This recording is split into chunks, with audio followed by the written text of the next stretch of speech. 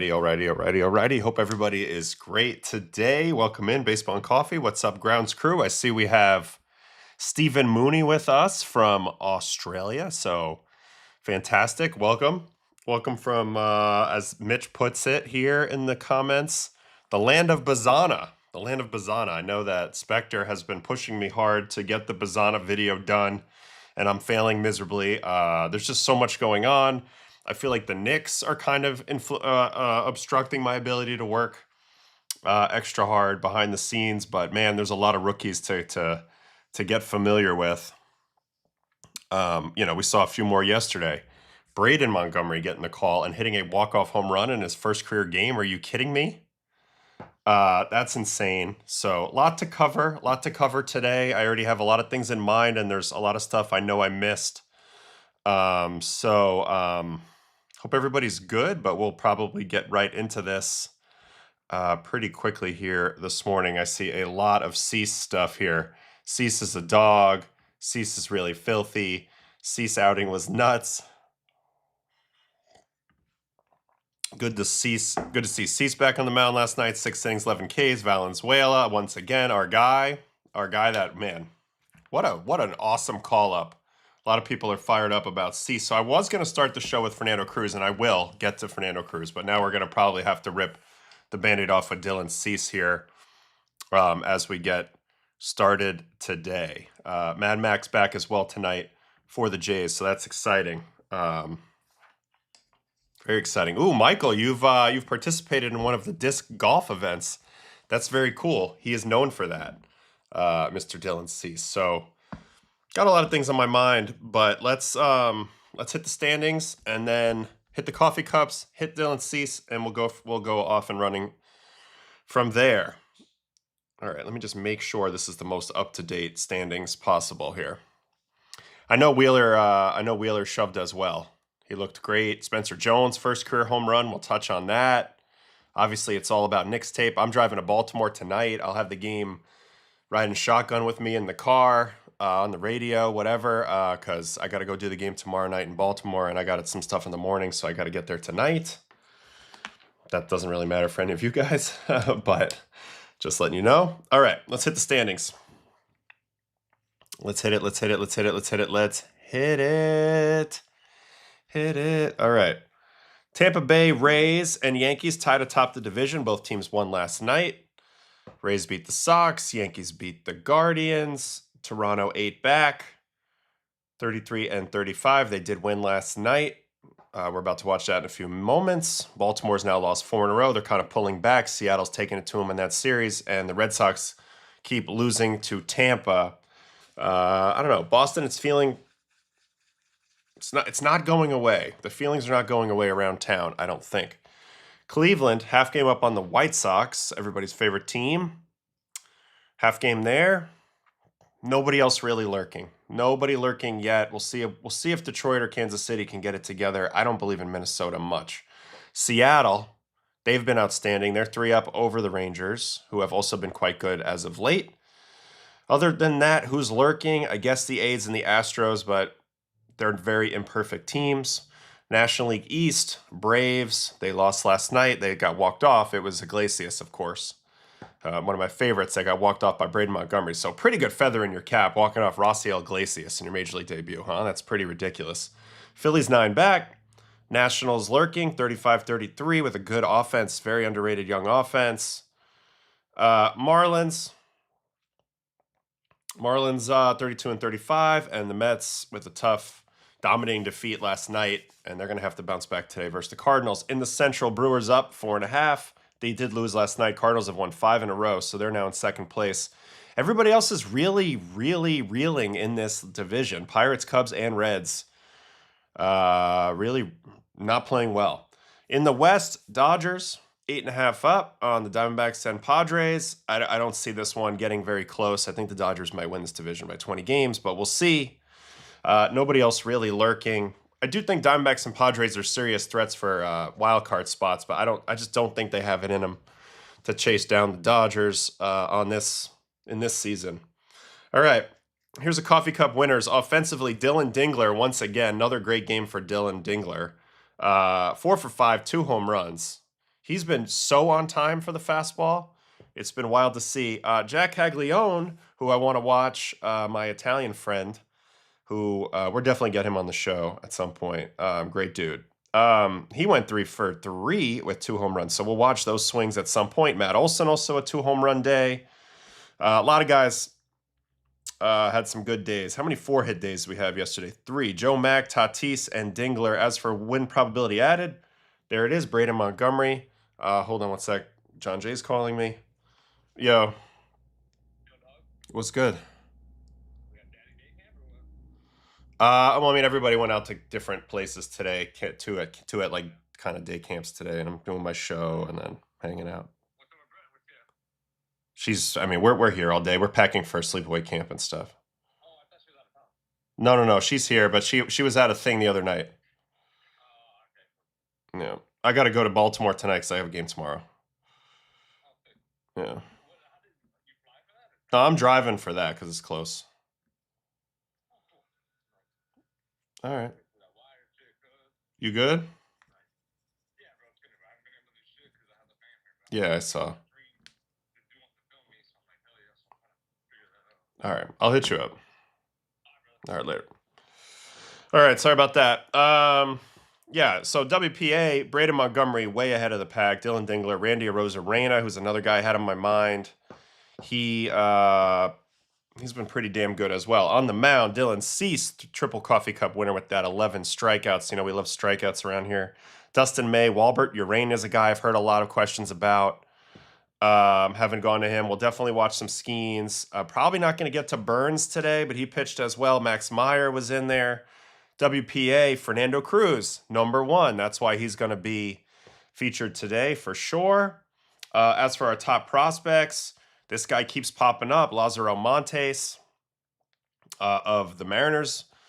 He keeps popping up. Ike Irish had a nice day yesterday. But it's really about these 2 pitchers that I want to watch today, and we're going to watch them. Seth Hernandez, 4 innings, 7 Ks, 2 walks, 6 hits, 2 runs.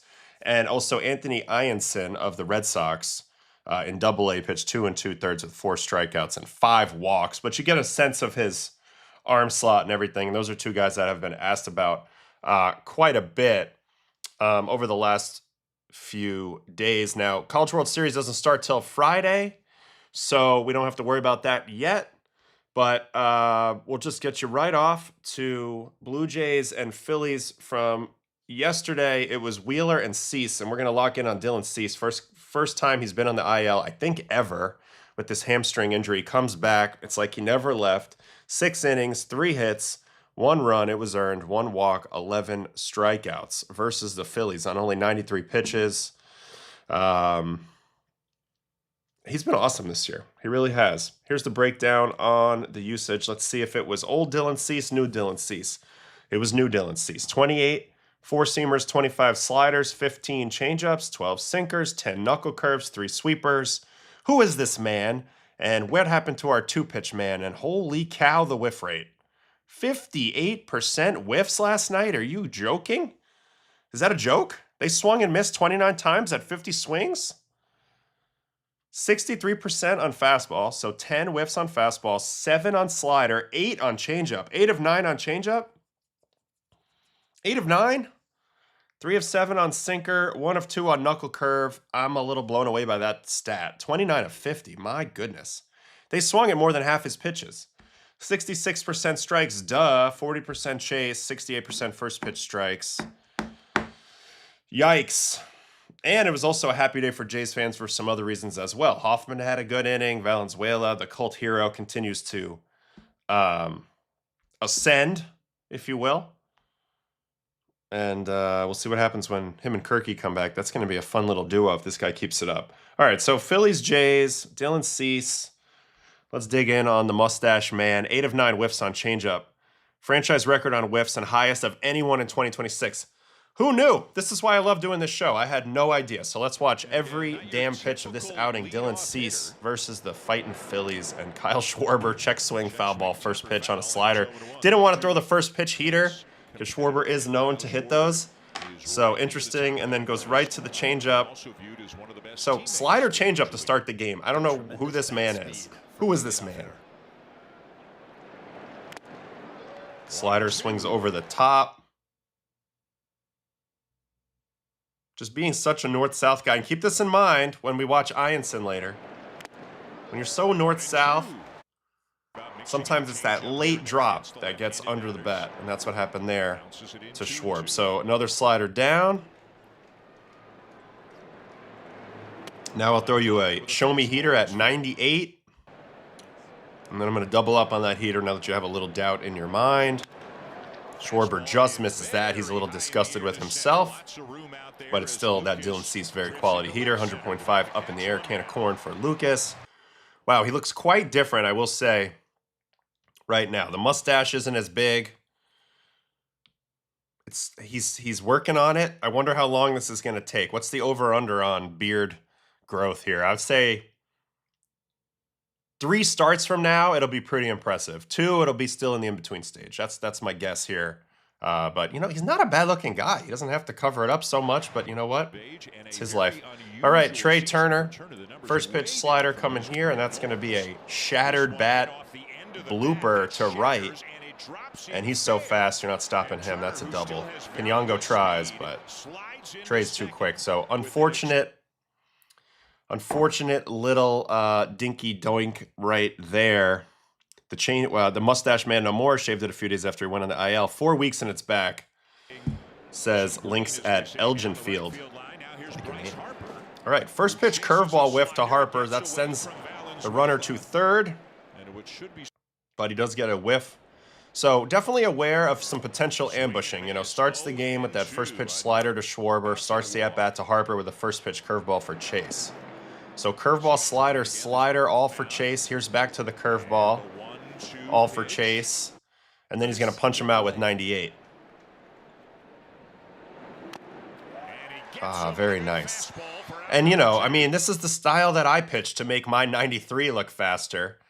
He's pitching that style, and he's making his 98 look like 103. So beautiful sequencing there. Taking advantage of some aggression to get ahead in that count. And then blowing it past Bryce up top with 98 for the second out of the inning. Here is Marsh, who's having a really nice year. Knuckle curve down ball. Changeup coming here. Just misses on that. 2-0. Gets a chase on a slider. Philly's definitely trying to be aggressive against him, and so far he's been in chase mode every time they are. There's another one, but Marsh stays on it. I mentioned he's having a really good year. This is going to be the one run they get. Does a good job, I feel like, here of reaching out and poking this slider.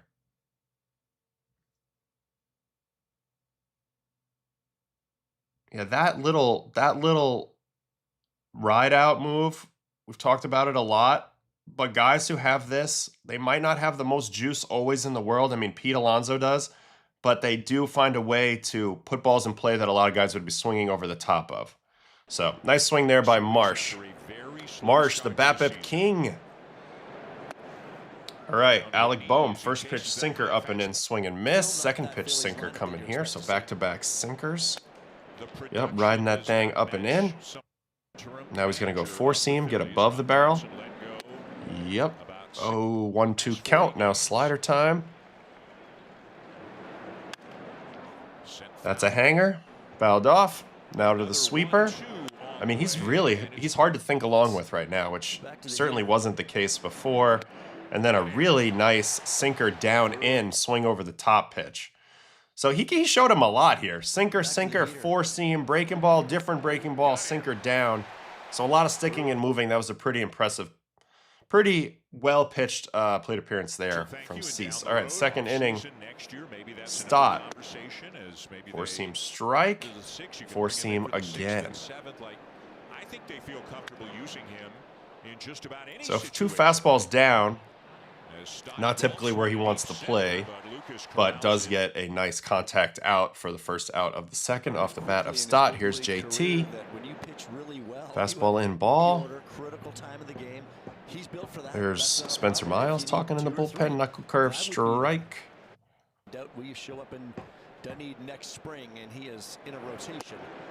Slider, that's a good take.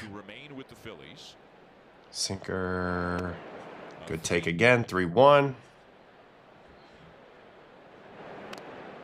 Slider away, check swing. So interesting, on 3-1 does not throw a challenge heater, and then on 3-2 goes to the heater and blows him away. So the 3-1 set up the strikeout. The 3-1 slider shows you the confidence he has to throw his slider, you know, in any situation. Because like right here, all you need to do is throw a strike. You're not necessarily thinking about anything else other than that. But he goes to the slider, and then that gives him a lot of breathing room for the fastball. So blows him away for the strikeout. Here's Adolis. Last time we watched Adolis on the stream, he was getting absolutely owned by fastballs up. So let's see if that's part of the plan here. 2-0, slider coming here. What's in there? Now another 4. Swing and miss, nowhere close. And another fastball up. Yeah, Adolis to me has looked like he's really struggling with anything with some vert on it and velocity on it. As of late, Cease pretty much sticks with the hard stuff there. Through the one slider when he needs a strike. Strikes him out, and that's it for inning number 2. Here's inning number 3, and Crawford will lead us off. Four-seam strike right to the slider. Gets the swing below the zone. That's the beauty of that first fastball being a little bit down in the zone. Draws the swing. Ooh, went for the front door sinker. I like it. Misses a little high, and now he's going to go to the curve. So, you know, you used to know you were getting a slider or a four-seam, and you might still get those, and those pitches are top of the scale. But you also might not get those. You might get a curveball. You might get a changeup. You might get a sinker. You might get a sweeper. It's all in play now for Cease. First pitch curveball here to Schwarber, now to the changeup. So now immediately 0-2. Who knows what Kyle's looking for, but it's not going to be this fastball. I mean, that's just great pitching. He comes up there. He's thinking, I'm going to get on a heater or something, and he goes curveball, changeup, then fastball, and you're just too late. That was a particularly dominating at-bat. And now we got a one-pitch out to Turner on a sinker. That's what it's designed to do. Get him a quick out, keep that pitch count low. So Turner's put the first ball in play twice. Really dominant third inning there, and now we have Harper to lead off the 4th. Changeup, swing and miss. So here comes all the changeup whiff. Slider coming off of that. That's a good take. Mattingly never struck out 50 times in a season. Must be hard for him to watch. Certainly. Certainly. But I mean, look, I don't want to beleaguer this too long, but Mattingly never faced a Dylan Cease. And if he did face a similar guy to Dylan Cease, it wasn't often. So here's a really good attempt on Cease to go for the front door freeze here. Oh, my bad. I meant to do that. And this ball's got to be awfully close. I love this pitch. He just doesn't get it. Great challenge by Harper, though. Less than half an inch away. So that resets the count to 2-2. Now we're going to go 3-2, actually. And now we're going to go for slider for strikeout. Little foul tip. And then Harper's going to get him. Harper had a good at-bat this time through. All over that fastball, pulls it through the right side at 110. So I thought Harper had a great at-bat there. The challenge really set it up. Great challenge, good awareness of that, and it leads to him getting a hit. So here's Marsh. Change up, swing and miss. I think that they came in with the game plan. We got to jump the fastball. They turned up the fastball machine in the cage, and they said, we're getting ready for 100-mile-an-hour fastballs with some cut ride. And yeah, he's throwing some of them, like he's doing it right now. But he's let a lot of these at-bats off with slow stuff. And here's a changeup that's going to work really nicely. It's just so slow. 78.6 after 95, and he's been up to 98, 99 in this game. So even though it's a high pitch, you know, Brandon Marsh cannot ride that one out. It's too slow. There's Cease throwing a changeup.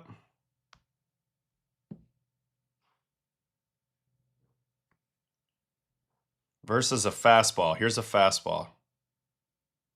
The only difference there is the finish at the end. The flow through the whole delivery is the same. So here's the fastball again with a much harder finish. And then here's the changeup.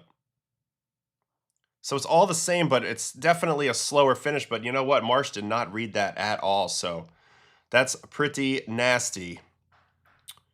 All right, now Alec Boehm is at the plate. 1 out, man on first. Sweeper coming here.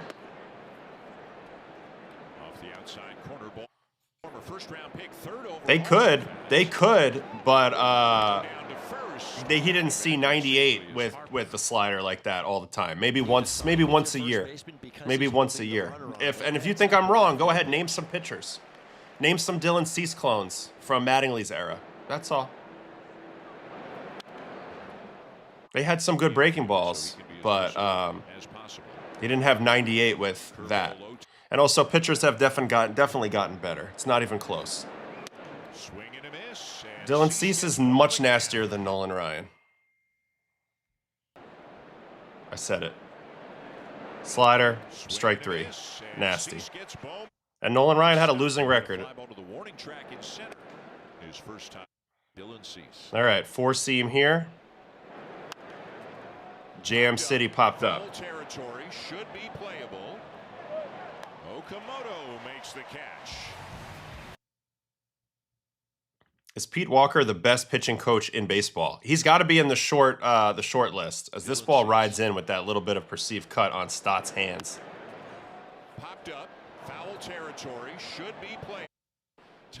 Some hitters might be worse. I mean, there were some great hitters back then. Like, you put Tony Gwynn in the league, Don Mattingly in the league, they're going to play well. But my point is, they're not going to dominate the same way with these pitchers.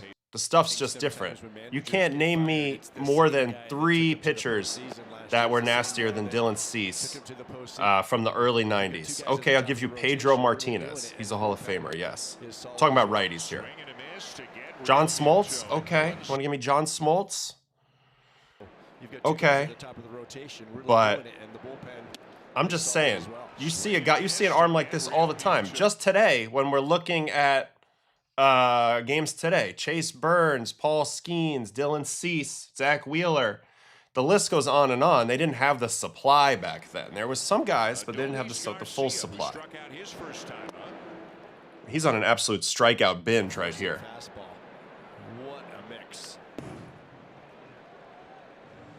Baseball had the best athletes in America all playing baseball. I don't know. Did Michael Jordan play baseball? I guess he did for a little bit. But, you know.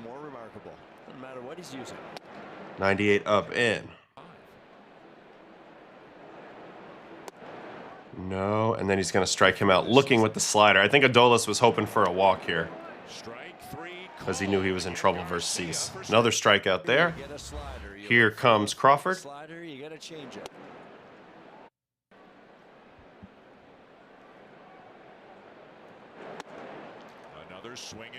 Adam, couldn't the 1980s hitters adjust to current pitching? Hitters like Mattingly didn't chase out of zone no matter what was thrown to them. Yeah, they could adjust. The best hitters could adjust. But I guarantee you he'd have a lower batting average now. I guarantee he would have a lower batting average now. Everybody looks at those batting averages and they think that that's sustainable across any pitching they're facing, and the way that they position the fielders and all that. And I just don't agree with that. But I will say they had to deal with a bigger strike zone back then. If you wanna be on the side of the hitters, the old hitters, the strike zone was way bigger back in the day, and so they had to contend with that. And I understand that argument for sure. But it's just the supply of the stuff pitchers. I mean, I talked to Todd Helton, who lived it. He played in the era just right around there, and he said there was no comparison with the pitchers he faced early in his career versus late in his career, and that's not even. And he retired before the technology really got crazy. So, yeah, and Barry Bonds, obviously. Barry Bonds was the best hitter who ever lived, but Barry Bonds was leaps and bounds ahead of his time. So you're saying obvious Hall of Famers. You're not giving me any rando dudes that you think can measure up to Dylan Cease, because there weren't any. So, it's that simple. All right, slider, roll over. Ground ball to short. Jimenez will get rid of it in time to get Turner 2 down. Ted Williams, best hitter ever. Okay, maybe, but Barry's right there. All right, next up, 2 outs. Bryce Harper's had 2 really good at-bats in this game. Cease won round 1. with the high fastball after slowing him down. Bryce worked him really hard to get to 3-2 and then turned on a heater the second time. 1-1 changeup, just a bit down. Changeup up ball. Sinker away. See, even to Bryce, he's going right on left sinker. Just misses, so great at bat by Bryce. But you do see the approach change. He's not trying to ram it down your throat as much with just the 2 pitches, as good as they are. And I think he's better for it. I think he'll pitch deeper and more consistently for it. All right, here's his last batter, Marsh. Curveball, 4-seam. Wow, good pitch there, and then changeup. So he finishes the day with that changeup. Remember, 9 of 10 or 8 of 9 whiff on changeup. Obviously, you can tell they were on fastball timing, and he did a great job pitching around that fact and got just an incredible amount of swing and miss. Now, I know the Phillies have some swing and miss in their game. Marsh smiles after missing this pitch.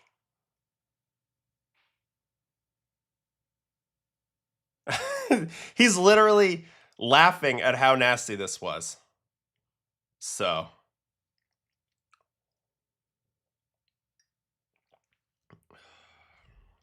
All right, I'm done with this conversation. You can have your opinion. I'm glad you do. And I'm glad it differs. Differing is good, but there's just no way.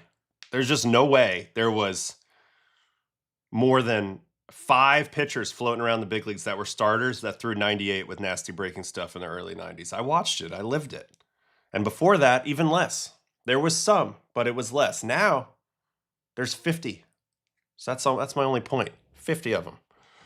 All right. That was Dylan Cease. He looked really good. Varland actually gave up a run in this game. Can you believe it? Varland gave up a run. Mainly because he worked this walk against a 4-pitch walk to Harper. So he started off in a bad way. Walk, strikeout, ground out, and then Stott got him for a double. Didn't think Louis Varland was ever going to give up a run again, to be honest with you.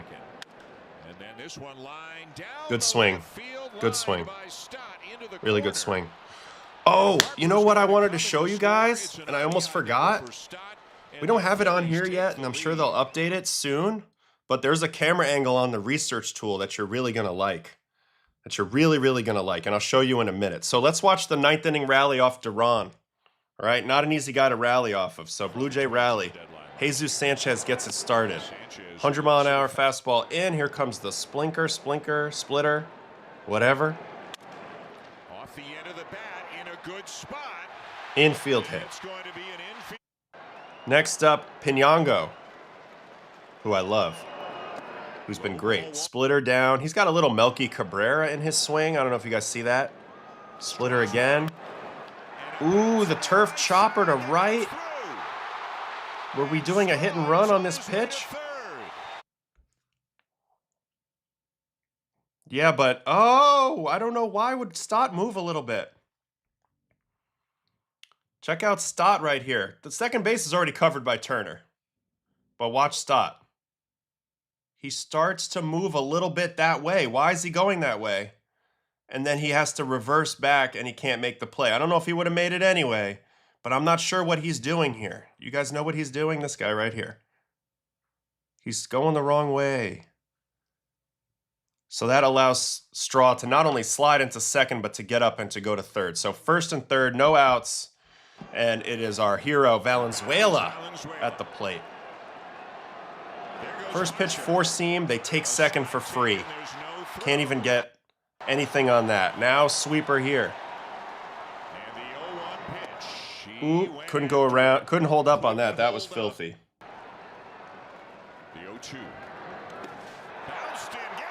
Knuckle curve down. Wild pitch ties the game.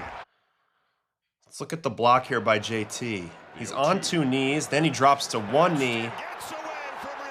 And he can't. I mean, look, it's a hard pitch to block. I'm a little confused at the late knee down thing. Do you guys think this was proper technique? I'm a little confused by it. He does his best to get in front of it, but he's not able to move over quick enough because the knee's down. So I think that's a big issue, guys. Don't you guys think that? I think the one knee caught him up here. But anyway, that ends up tying the game. And then on the very next pitch, Pinango's going to win it. 100-mile-an-hour fastball. I mean, Valenzuela's going to win it. It's right down the middle. Stays short on it. Lines it to left. Ball game over. Jays win. Blast that horn in the Sky Dome. Stays inside it. 89.3. This guy's been awesome. Leads the Jays in WAR, I believe. Unreal. Now, what I wanted to show you guys real quick on the research tool, which I thought was just the coolest thing ever last night, I noticed, I happened to notice, where's the Phillies game? Right here. I happened to notice that if you go to a play, like we haven't watched Jesus Sanchez's home run yet, right? But we have a couple new views. So first, here's what it looks like on the broadcast view. Tremendous swing, staying flat on a cutter at the top and launching it to right. But now they have this view. Every ballpark now, and to me, it's very exciting. Check this view out. That is cool. They have that now, and we need to get that added to the Dugout app, but this is such a good view for checking out kind of what the presentation of the pitcher is to the batter. An unbelievable swing there by Sanchez. We saw it in the regular view, the way he was able to stay flat at the top. But like at this moment, he looks like he's going to get jammed, but he keeps his hands so tight.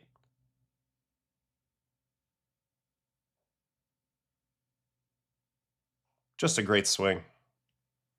So I thought that was cute. We have a couple really nice views. Actually, they have that in every single.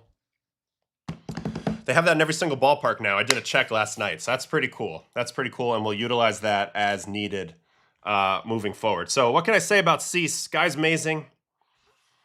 He's completely shut me up, and I'll admit when I'm wrong and I don't know what I'm talking about. I did not think he could make these adjustments, and he's made it. So. We got into a silly conversation on here, and don't worry, I'm not upset about any of it. I'm just saying that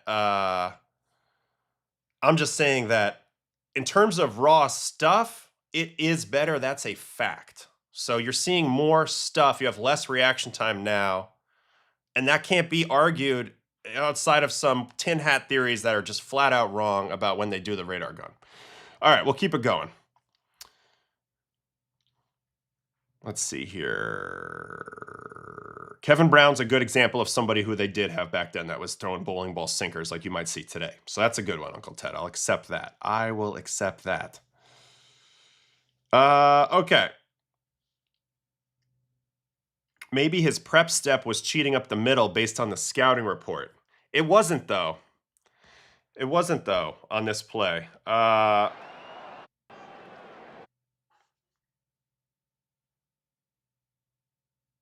Okay, maybe you're right on the prep step, but there's no reason to be positioned there if you're already thinking you have to go somewhere else.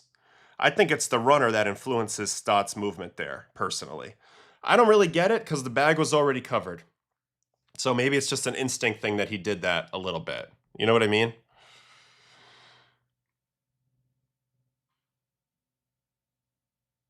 All right. Adam, you ever pitch against my uncle, Adrian Gonzalez? Yes, many times with the Dodgers, mostly. I think almost entirely with the Dodgers. We were in the same division for a while. Surprisingly, I think I did pretty well. You would think he would have raked me, being a left-handed hitter who controlled down and away really well, but he had a big, he stood way off the plate with a dive swing, and he was certainly a legend, but I think I did okay against him, believe it or not.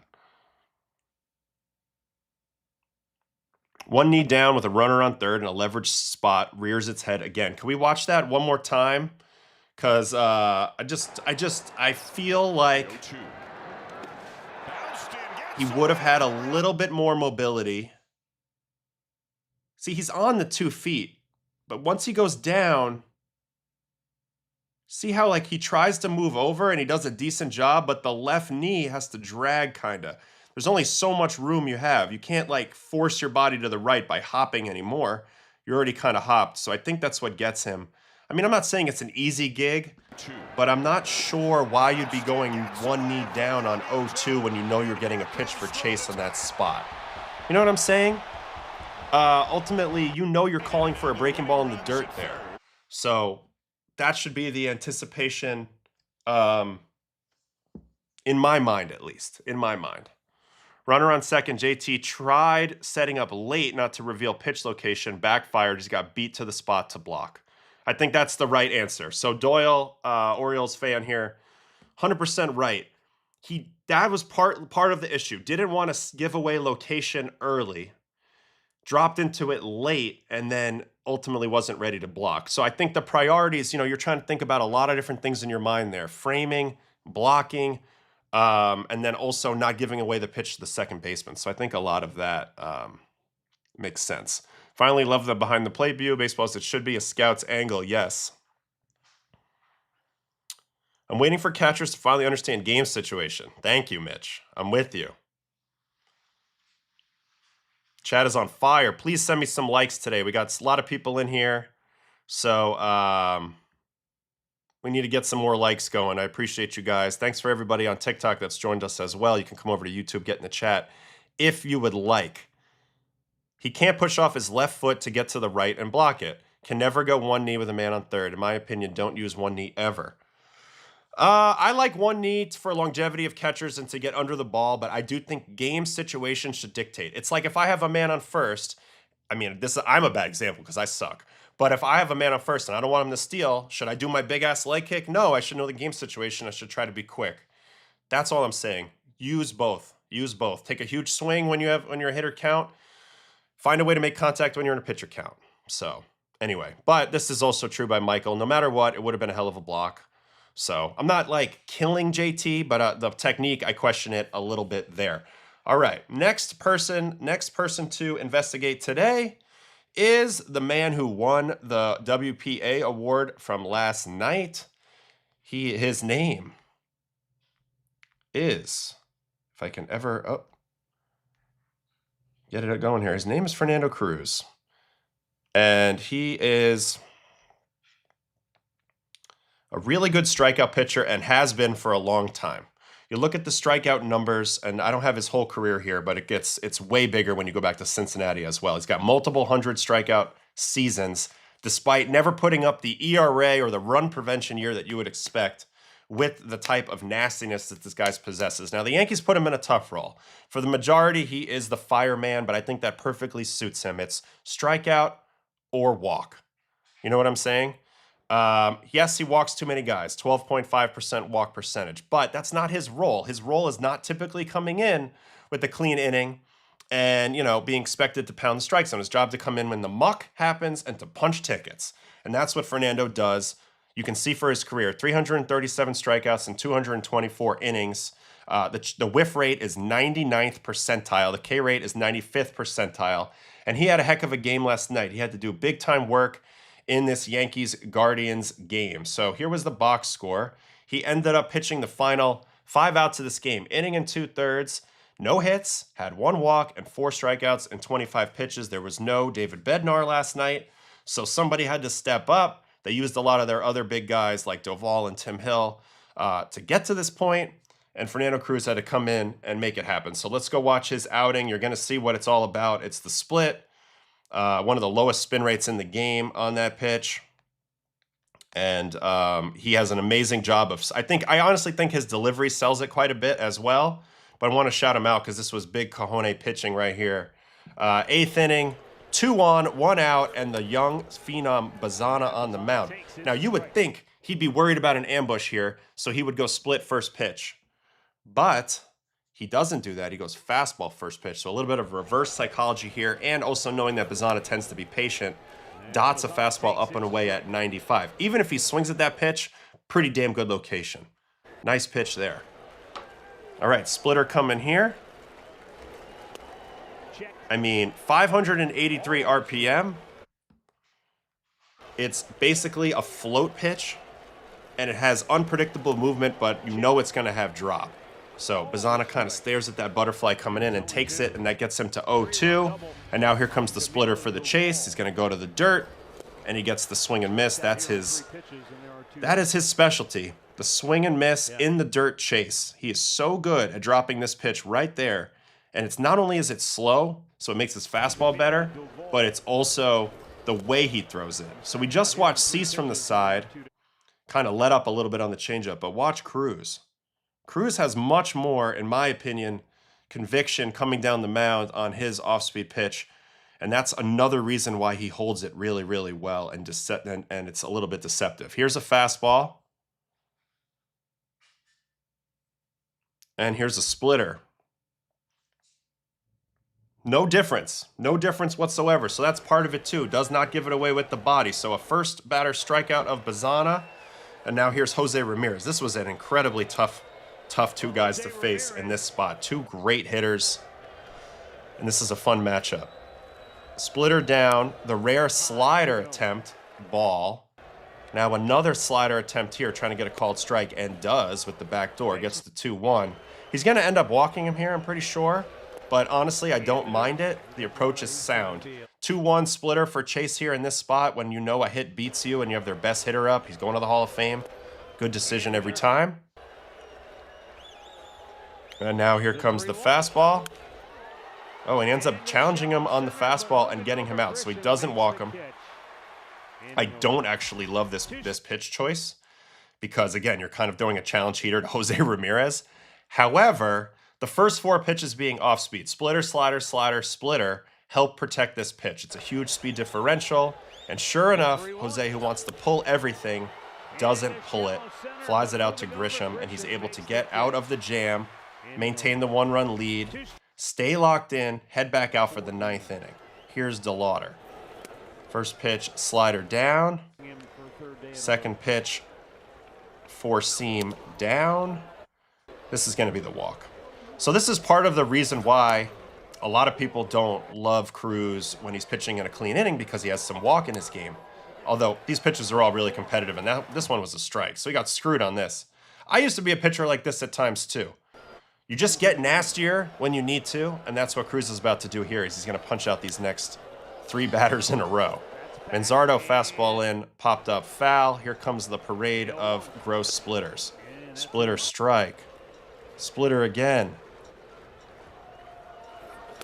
Ball. Splitter again. Still out in front of that. Pops it foul, and then he's going to get that splitter into the kill spot. And you're not going to be able to hold up on it. That's 1 out. See you later, Manzardo. Tries to hold up, but they just can't do it. People have been trying for a really long time. Wow, that was really close. People have been trying, and they've been failing for a long time against Cruz on that pitch. So there's the first out. Here's Rhys Hoskins. Fastball down. This is the first righty he's getting in this game. Fastball in, jammed, fouled off.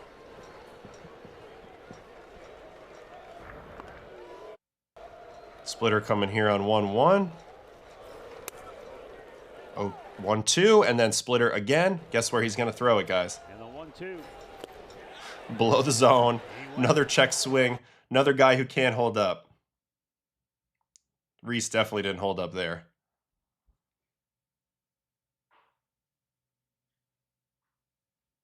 I mean, it's just such a hard thing. It looks like a strike out of hand, and then it's not, and then he's going to finish the game out with Angel Martinez. Splitter down, pulled foul. Yankee outfield spread out. Splitter down, swing and miss. Splitter again. No. And splitter again. So when in doubt, throw your nastiest pitch. See you later. Ball game over. Yankees win. All splitter strikeouts, 4 of them. Absolutely devastating pitch. 677 RPM. I want to go check if that's the lowest in the league, but him and Cade Smith, and also what Roki was doing before with the forkball, are all in this type of world. All right, pitching, pitch arsenal stats. Is that it? No, that ain't it. Damn it.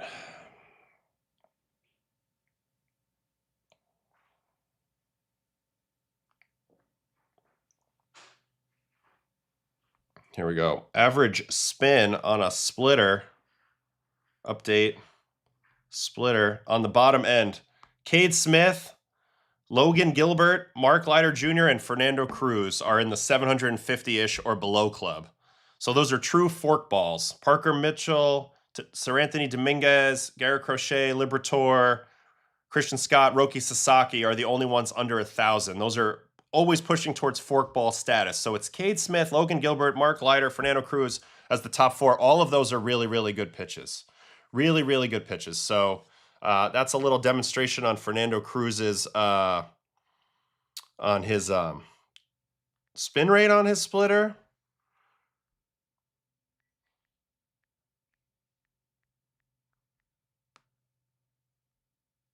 And then on the approach angle stuff, let's see how steep that is. I bet you it's going to rank pretty high.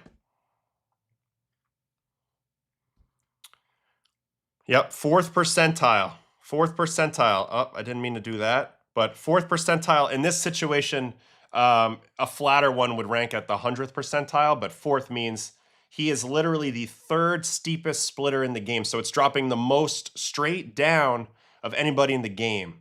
So it's got the low spin, it's a huge speed differential, and it's coming in on that straight down angle that even if you were to hit it, you're very likely to tip it off the very top of the ball and kind of roll it over.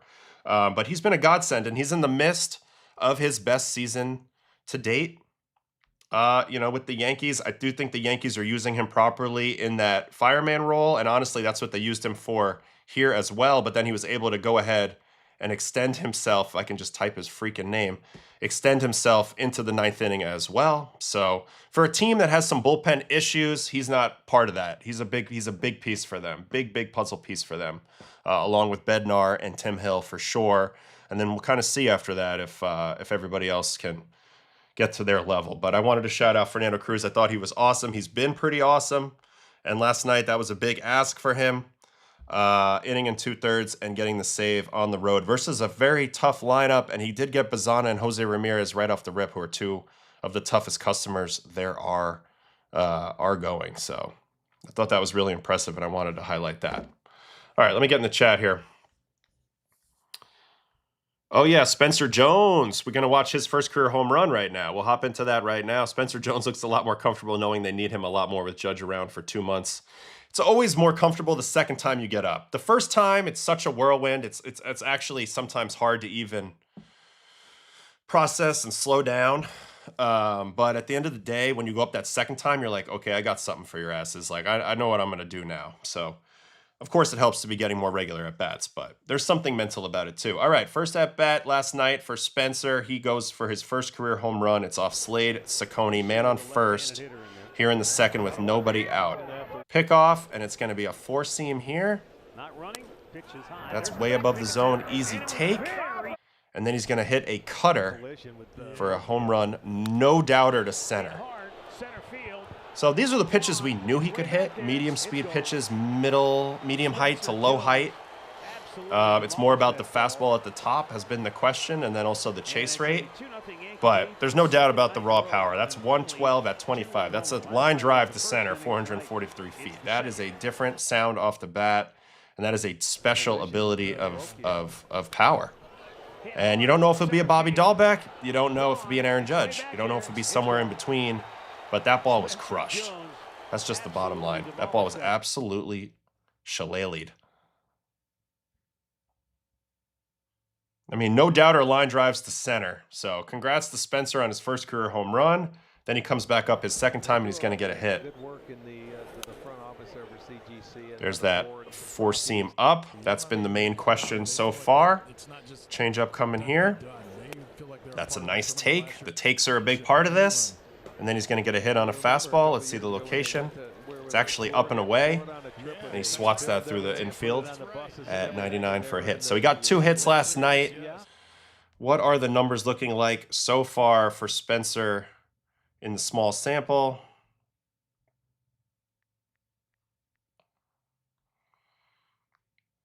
He's hitting 278, which is probably a higher average than you would expect. Only 389 slug, which is probably a lower slug than you would expect. So you got to look at the metrics. Everything here is exactly what we thought it would be. He's missing too much. He's striking out too much. So he's not expected to get much of a batting average here. But when he hits it, it's insane. He's 75% hard hit rate so far in the small sample. Huge bat speed. Huge exit velo in the small sample. The one thing that I do like about Jones as well, though, is I think he's going to have some defensive value and some base running value. He's a pretty fast guy. He's a pretty good athlete. A lot of guys that are in this archetype are not those. So I find that pretty fun for him to be a little bit different. So that's it. Let me get back into the chat. That's it for Yankees and Spencer Jones. Did you already do Will Warren? I looked at him a little bit on the tail end of the stream last night. We talked about his 99th percentile HAA from right to left on your screen. That's the angle that he's presenting going in to the batter, and that's been a big part of his success this year for sure. Jones has 9 hits since being called back up. Very, very good. Bobby Dahlbeck callback. I love Bobby. I love Bobby, but obviously Bobby did not fix his issues fast enough, and now he's in Japan. So you only have so much time. Hopefully Spencer can fix that out. Going to be a Chris Davis, according to Shilly. Jones is a power, speed, defense guy with enough of all three to stick around. See, I believe in him, but we'll see. All right, don't be afraid to throw me a like. All you got to do is click that thumbs up for a minute. Let me check my text from my wife.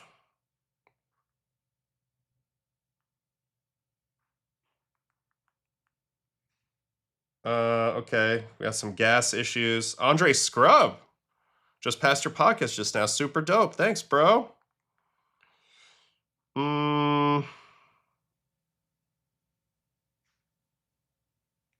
Double L market. Okay. What did I have? Oh, she's at the doctor. Interesting. All right. What did I have on the list today? I had Fernando Cruz, Dylan Cease, Randy Rosarena, Paul Skenes, Seth Hernandez, Anthony Eyerson, Braden Montgomery, Jac Caglianone, all on the list. All right. You want to do Paul Skenes next? Want to do Paul Skenes next? Oh, well, Jac Cag, 2 home runs. We'll do Cags next. All right. So this was my teammate in the WBC this year. He was the 6th overall pick of the draft, only 2 drafts ago, 2024 draft, out of University of Florida, 2-way player there. I'm telling you right now, this guy's a freak. Up close, he's got a little bit of that alien body that you only see a few guys that have a similar body to this, because it's not just a twitchy, cut athlete type. He's also supersized with big old paws. And you can even see it in his face a little bit. He's got like that I don't even know how to describe it, but almost like a muscular face in a way. Anyway, I say all that to say that he's got top of the scale potential. Now, he got absolutely dominated last year when he first came up to the big leagues. In his first 232 plate appearances, he hit a .157, 237 on base, 532 OPS. This year, it's been much better. I like his mindset. I do think he'll get there, and he's starting to turn the corner now. He's got 8 home runs. He's hitting 261, 338 on base, 780 OPS. That's above league average. So I'm starting to feel it a little bit. Defensively, oddly, his range hasn't been great, but you can't run on him at all. Literally the best arm in the league in right field. And he's dealing with a similar issue to Spencer Jones and a bunch of other players that we've covered a million times on the show. Murakami, Bryce Eldridge, Kyle Schwarber, Aaron Judge, million guys. And it's all about how much can you mitigate these numbers down here, the chase, the whiff, the K, and how much walk can you convert your power into. He's doing better than most, and that's why I think he's at 780 OPS, but there's levels to this, and if he can get his chase to league average, that's probably all he's going to have to do to then become a star hitter. So anyway, he had a good game last night. Let's watch all of his at-bats. Who are the Royals playing right now? They are playing Texas.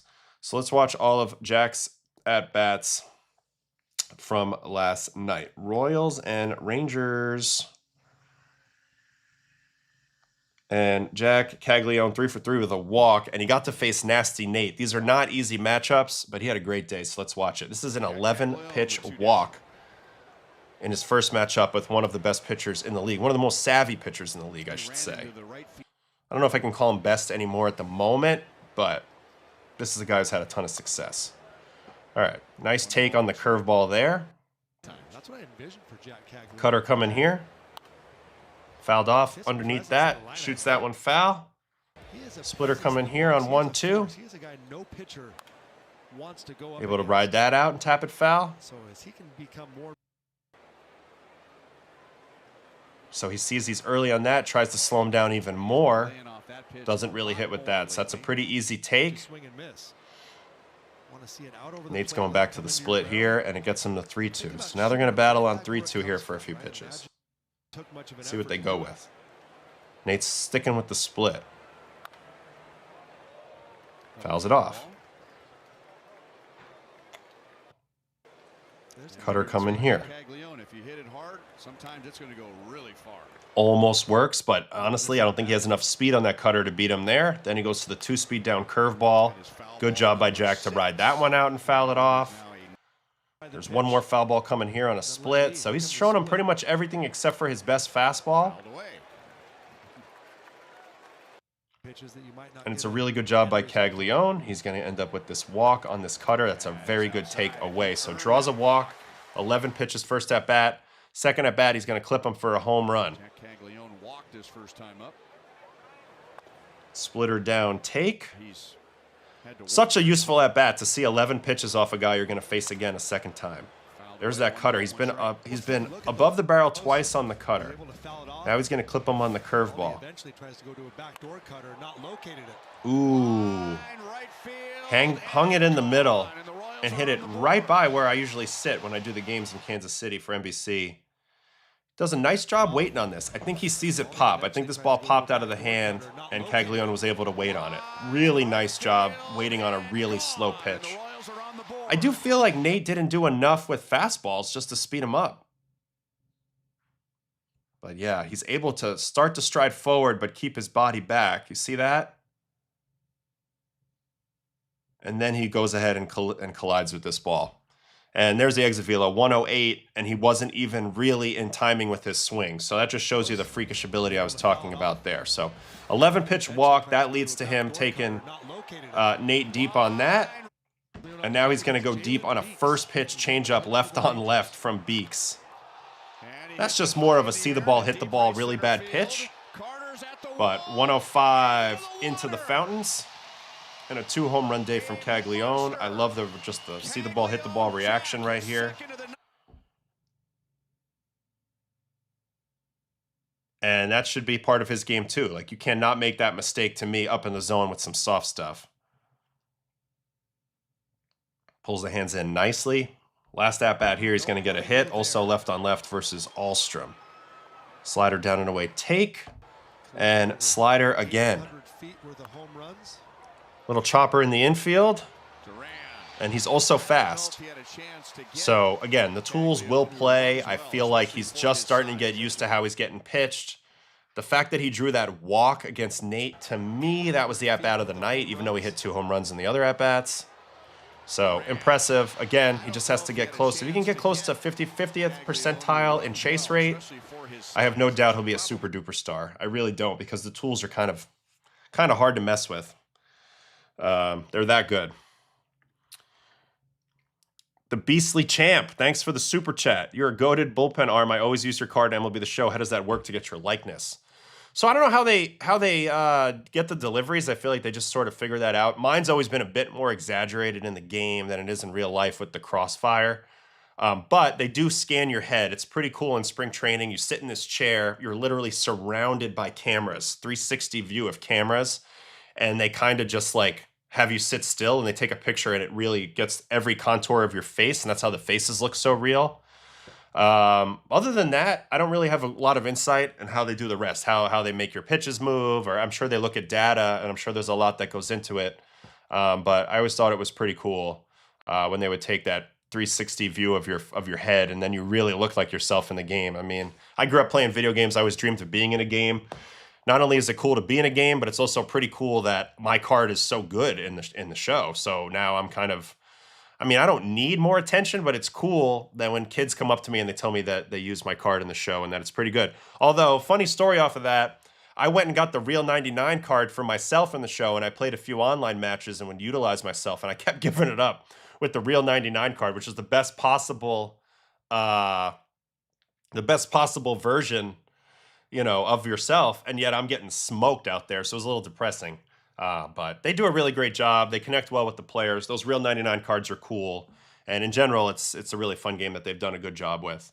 I even love the fact that they have like all like the fan created uniforms and stadiums that you can then go ahead and like use. Like the travel team I grew up playing on youth service, those uniforms are in the game. Like the all blue, we used to call them the Smurf uniforms, all blue with the yellow or the gold.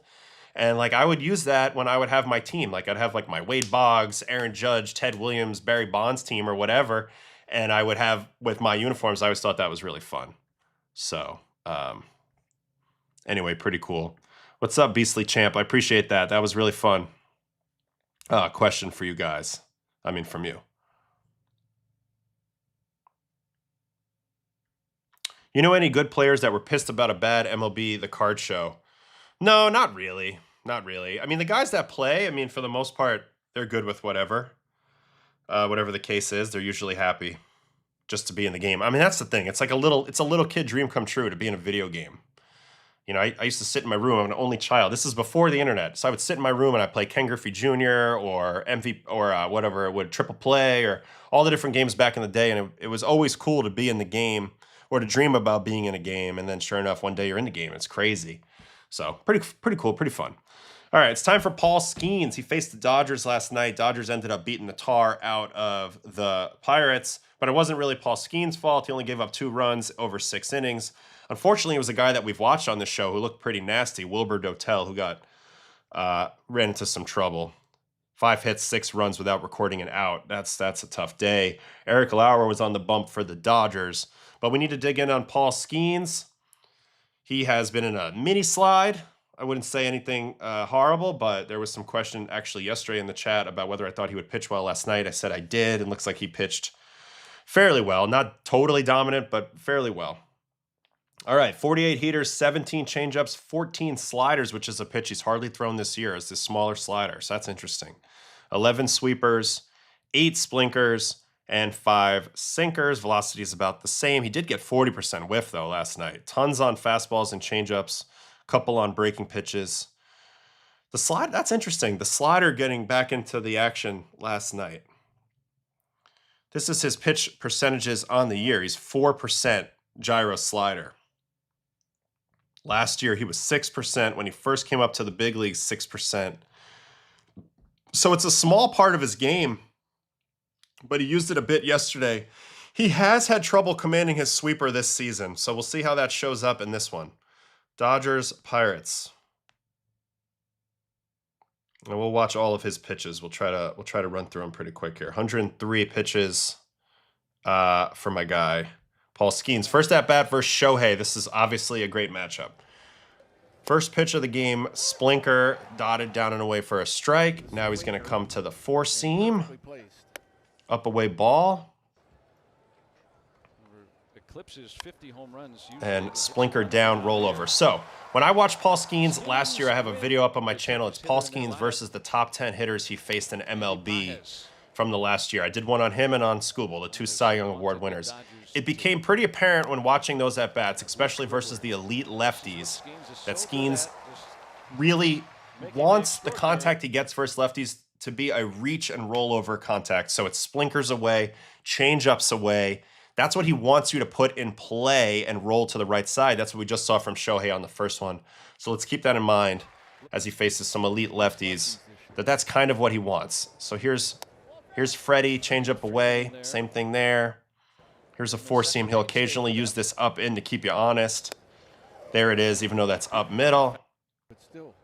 Now sweeper. Now that sweeper didn't really bite. So I think the sweeper has been just a pitch that he hasn't had feel for in a while. This one's got a lot of lift and not a lot of bite, and it's sort of weird, and that's why Freddie misses it. And now he's going to get him out with a 4-seam.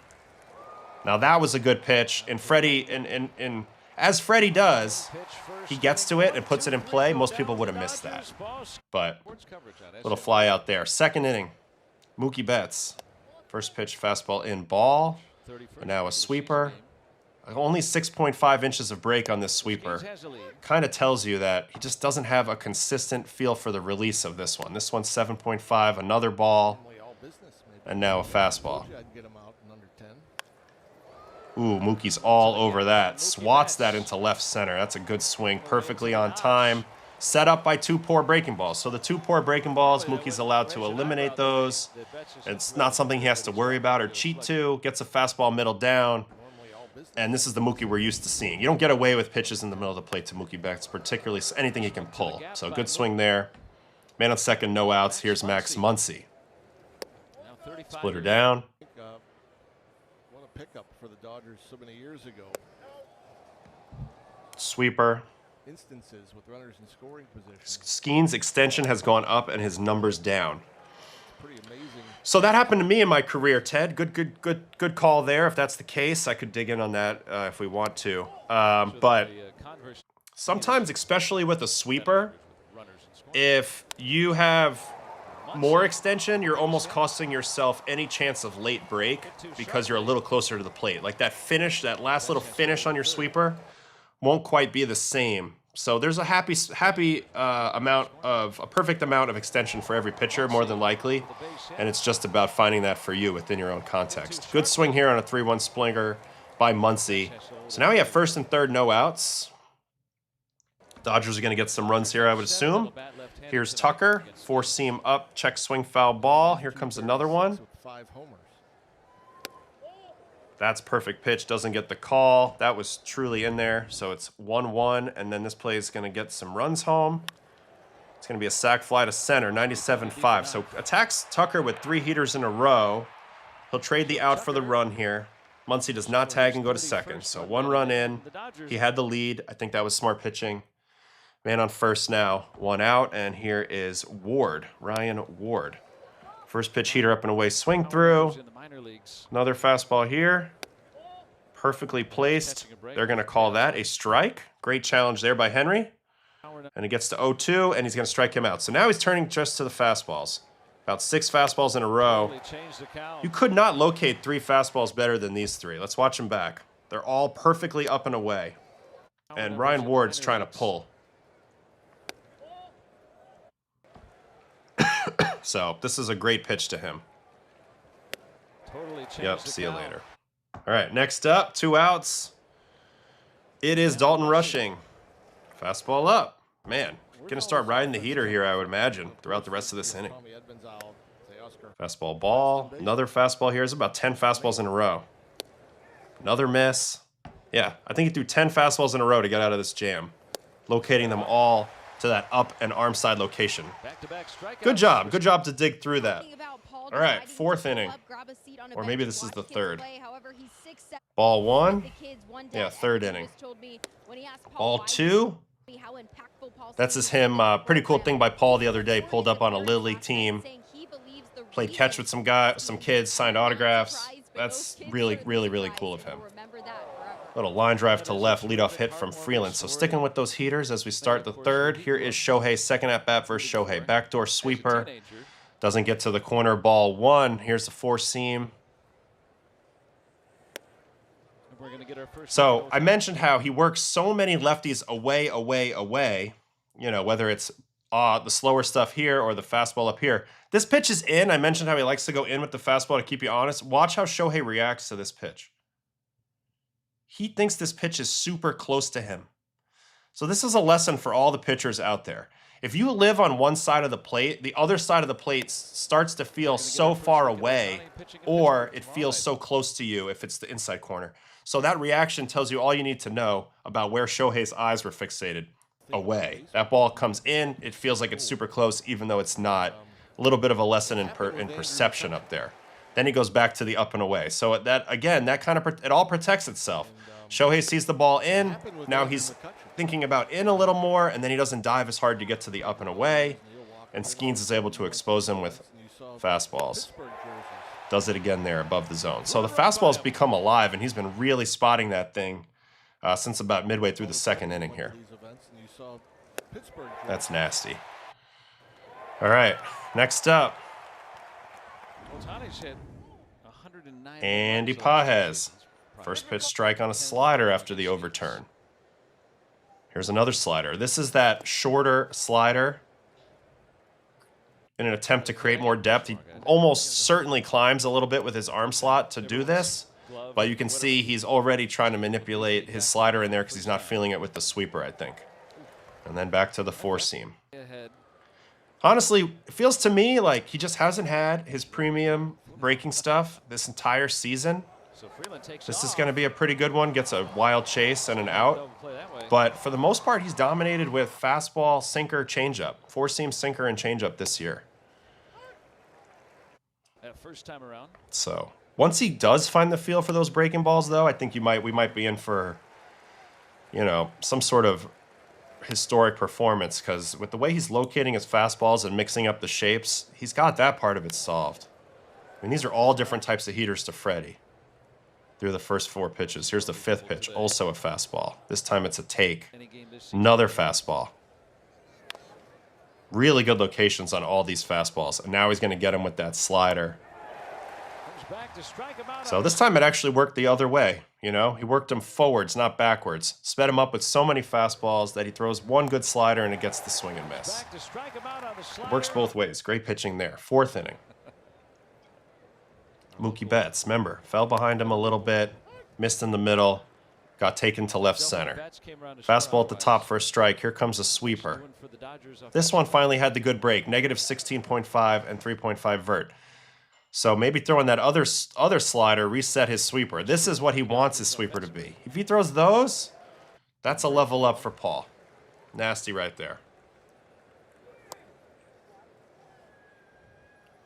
What makes his fastball so much different and dominant than your normal 98? It's the sum of the parts more so than the individual pitch. It's the fact that he has legitimate dropping action on his splinker/sinker pitch, and then also his regular sinker as well, and his changeup. So all 3 of those pitches, this is another good sweeper. Nope, this one didn't have as much. Back to 7. It's the fact that all of those pitches have such depth to them that it starts to make the hitter get into a little bit of a scoopier swing mode, and then they can't contend with the fastball that has the uphill ride. So he doesn't have great ball movement in terms of induced vertical break on his 4-seam. As I'm watching Mookie strike out on a pretty good breaking ball here. He's finally thrown a couple good ones now, back-to-back, Freddie and Mookie. But it's that your bat path is just not grooved to hit that fastball up in the zone. He's got such precision with it, and it's also fast. And I think all of those reasons, so it's more of a sum of parts than an individual quality of the fastball, in my opinion. All right, there's the good swing there by Muncy. Almost takes him deep. This was a poor slider in the middle. And he continues to be a little bit inconsistent with those pitches. Double there for Muncy. Here is a changeup. Any tips for identifying pitches as they're thrown? I guess just watch a lot of baseball. The more baseball you watch, it becomes second nature. I mean, I can watch a pitch and tell you what it is almost right away. Now, it helps on the screen that I have the velocity to help me out. But, you know, anything moving right to left on your screen from a righty is usually going to be some sort of breaking ball. Anything moving down, you know, is either going to be a changeup or a curveball. I mean, you get used to it, but the only way to do it is just to watch a lot. So it doesn't technically go up, Ron, but it goes up more than they're prepared to match the plane of their bat to. On that VAA stat that I showed before, if it was going up, it would be in a positive number.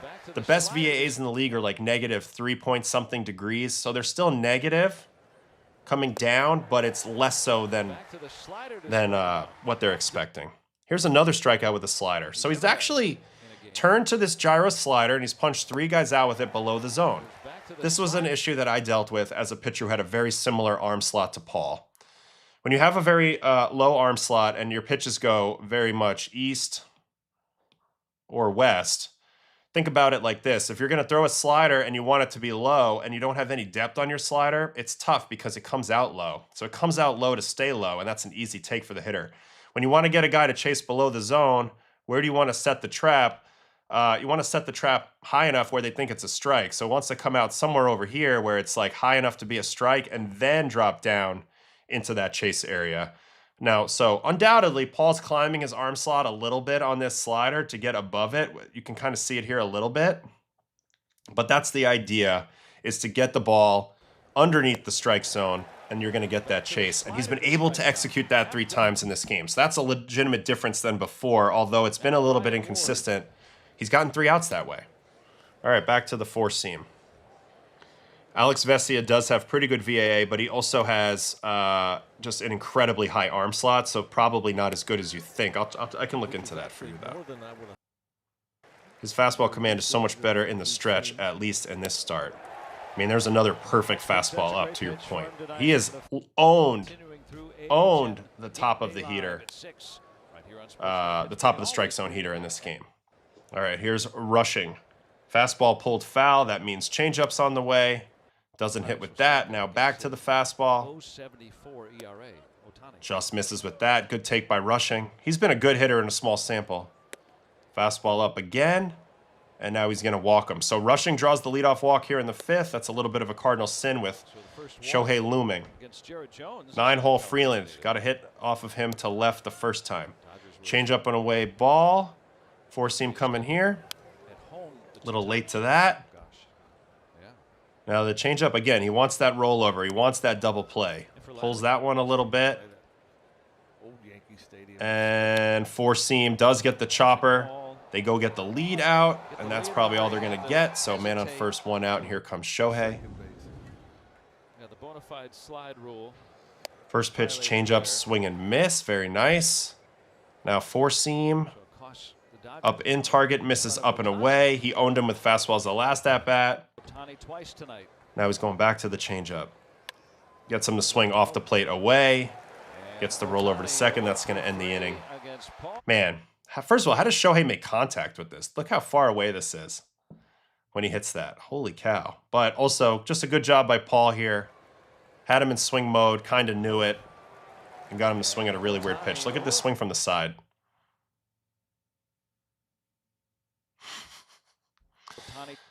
Nice job. All right, on to the next. On to the 6th. I do think the Dodgers scratch one more run against him here. Fastball strike from Pages. Another fastball. That's overturned to a ball, so 1-1. It's also, I think, the best velocity we've seen. 98 there. That's another overturn to a ball, so back-to-backs. And then he's going to get him out with a fastball. So 4 fastballs in a row to Pages. This one's lined out. A little bit unfortunate for him. 1 out here. Here's Freddie. Change up away ball. Sweeper coming here now. You like at least 6. Splitter. And then a 3-0 swinging Freddie Freeman for a line shot. Was that hit 2,500? I know he got hit 2,500 in this game. So congrats to Freddie on 2,500 hits. 500 away from 3,000 is no joke. But, you know, hey, you're facing Paul Skenes. You're a great hitter. You're getting 3-0. You know you're going to get a fastball. It's probably the only count you know you're going to get it in. Go ahead and swing. I like this by Freddie Freeman. Nice swing for the double. All right, here's Mookie. Splinker down ball. It's funny how it's worked for run support for Skenes. 4-seam up ball. Great take by Mookie there. Pick off the second attempt. Little drop glove pick attempt didn't work out there. 2-0 slider coming here. Ooh, good pitch to hit. Kind of got away with that. Now to the 4. Good take. Mookie's takes look good in this game. Mookie's looked good at the plate in this game. 3-1 sinker. That's a perfect pitch. Perfect pitch. Then he's going to get him out with a sweeper. Still only 6.2 on this sweeper, and this ball is hit hard. 100 miles an hour. So, kind of got a little lucky there in that at-bat. 2 pitches Mookie could have handled. Man on third, and Max Muncy, who's had good at-bats. Change up away ball. Splitter down ball. Oh, he gets it in the 10-run inning. All right, I didn't know. I knew he got it, though. Either way, congrats. Ooh, this sweeper had bite. That one's negative 14. Third time through the order. High the last time around. Change up coming here to get to 2-2. But then he tries to double up, and Muncy's going to get him and tie the game up. Reaching out for it. Oh, bad play by Brandon Lau. Should have had the out there. Should have been a 1-run through 6 game. But credit to Muncy for making contact on this, similar to Ohtani. But able to hit it with a little bit of weird spin, and B. Lau messes this up. So that was no fault of Skenes, but another run does come around to score. Runners in scoring position on the year. And then we got to watch him finish out this outing. So I know that Freddie was dead set on chasing 3,000 as of 2 years ago. I know that from talking to some Dodger friends. But I did see the quotes, and maybe that calculus has changed a little bit. You got to think 3 more real seasons, he might need 4 more, but probably 3 more full years he could probably get there. Plus, because he's going to get another 80 hits this year maybe. So we'll see. So he ends up walking Tuck, and then he finishes his outing with a 1-pitch out to Ryan Ward, who he's pitched up and away the whole game. And he does again here. Fly out to left. So great outing from Skenes, in my opinion. Still doesn't have great feel for those breaking balls yet, although he used that slider getting above it a little bit effectively, at times. Now, the whole year this year, this pitch has just been off. He's averaging 11 and 5.7 inches of lift. Kind of a weird shape for sweeper. But in this game, he was more like 6-7 inches of movement. Go back to 2025, he was averaging the same. 2024, though, I feel like it was a little better, no? Guess it's been the same. But in this game in particular, we didn't see any of the big movements. He had a couple. He had one that was 16 and one that was 14, and those looked way better. If he's only going to throw 6 or 7 or 8 inches of sweep on his sweeper, it's not going to be the same level of effectiveness. So I don't blame him for going for the little bit of the shorter, more depthy slider here, and he did it to great effect. So I'll give him credit for that. Now there was a question in the chat about Alex Vesia's VAA, so let's look into that real quick while we're here.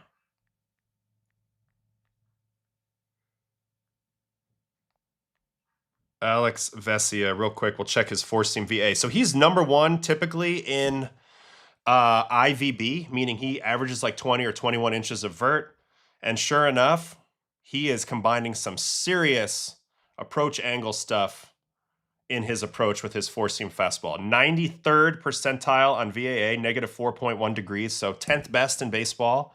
So not only does it have the most actual ball movement in resisting gravity, but it's also playing like that, very flat. And then he's got 99th percentile HAA, which I would have expected. But I think that's because he lines himself up directly down the middle, and it's not as much of an angle. It's straight at you, and it's a north-south. And honestly, two-plane movement is easier for a batter to track. So if a ball has some aspect of two-plane movement, meaning up or down and east-west, the batter can track that 3D shape of movement a little bit easier than something that's more straight up and down or straight east-west. His is incredibly straight up and down, his fastball.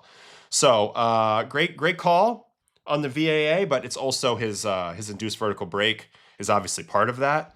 But that's incredibly impressive for a guy with a high arm slot like Vesia. That means he gets incredibly low when he throws, and that makes a big difference. Did he pitch in this game? No, he didn't, so we'll forget about him for now. All right, let me hop into the chat as we just checked out Paul Skenes. He's throwing sweeper slider to lefties more than change splinker. Must be a game plan thing. Weird, but nonetheless. I think that he knows he's not going to get as much swing and miss maybe with the splinker and the changeup, and he's trying to find a little bit of swing and miss versus some of those lefties. And he did at times. He struck out Tucker with the slider below the zone. Muncy one time, I believe, as well. So, not bad pitches, but not something he usually goes to. But that's also Paul, though. Paul sticks and moves a lot. He really does. Did we do Garrett Cole? Nah, I've decided to pass on Garrett today. I only pitched 4 innings. I'm passing on him today. Too many other things to watch. Freddie has been a slam dunk for a while now as Hall of Fame. I would agree with that. For me at least, I think he's in. I think he's totally in. Yeah, we watched Cease. Cease was probably the first main guy we watched. All right, who else did I have on the list today? All right, let's watch the walk-off home run and the debut of Braden Montgomery first. Okay. Braden Montgomery, Major League debut yesterday for the White Sox. So got traded over there from the Red Sox in the Crochet deal, I believe. That's the case, right? Man, we're going to back up a little bit. Well, let's go look at his... Let's see what the prospects what it had to say about him on the prospect page here. of the Chicago White Sox. Braden Montgomery, the number 2 overall prospect of the White Sox. Here we go. 23 years old, 6'2", 220. First round pick of the Red Sox, 12th overall. He was a two-way prospect in the 2021 high school class. He went undrafted because he wanted to attend college. And his future became clear when he hit 62 home runs in 3 seasons between Stanford and Texas A&M. That's a contrast. Stanford and A&M. Broke his right ankle in the 24 Supers, but the Red Sox still made him the highest drafted position player in Texas A&M history. Gave him $5 million of those things when they signed him, and he was indeed traded in the Crochet trade. He slashed 270, 360, 444 with 12 homers and 14 steals from single A to double A in his pro debut, and he bossed in the fall league last year. Seems to now be more of a hit over power guy. No, they're saying now the power is a real thing. All right, here are the grades. 50 hits, 60 power, 50 runs, 70 arm, 50 fielding, overall 55. What was he doing in the minors this year prior to the call-up? Well, between AA and AAA, he was hitting 314, 422, 548, 970 OPS with 10 home runs and 3 triples, 13 doubles, so quite a bit of slug. 64 strikeouts and 39 walks. That's what we're looking at. He debuted last night versus the Braves.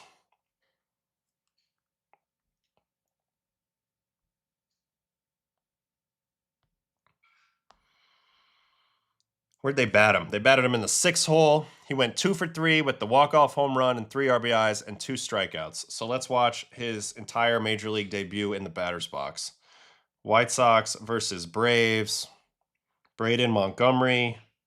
First time seeing this guy play, and he got Grant Holmes in his Major League debut. Also a weird broadcast that they did like some old school stuff, and Bob Costas is randomly on the call for this one.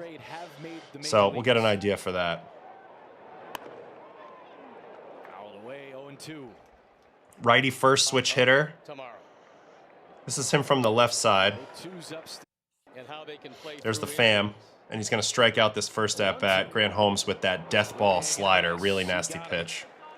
Chews him up. So 3 heaters kind of sped him up inside, and then that's just, honestly, that's just a nasty pitch. So first at-bat is a strikeout.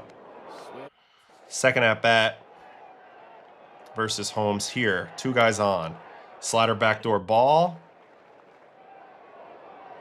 Slider down intake, gets himself into a 2-0 count. Here comes a fastball and a fastball count. Ooh, a little hard ground ball goes with it through the left side for an RBI. First career hit, 107-mile-an-hour ground ball. Smashed through the shortstop hole. Pitch is semi-up, too. I like the swing. So you're telling me both of his hits are opposite field. All right, a couple things real quick on the swing. Let's check out the swing. Number 1, a little bit of a wide stance, oddly positioned lower half, right? This one's, the left knee and foot are pretty squared up. The right knee is opened up. This is opened up. This whole hip is already pre-opened a little bit. The toe's open. Let's see the stride. There's the load.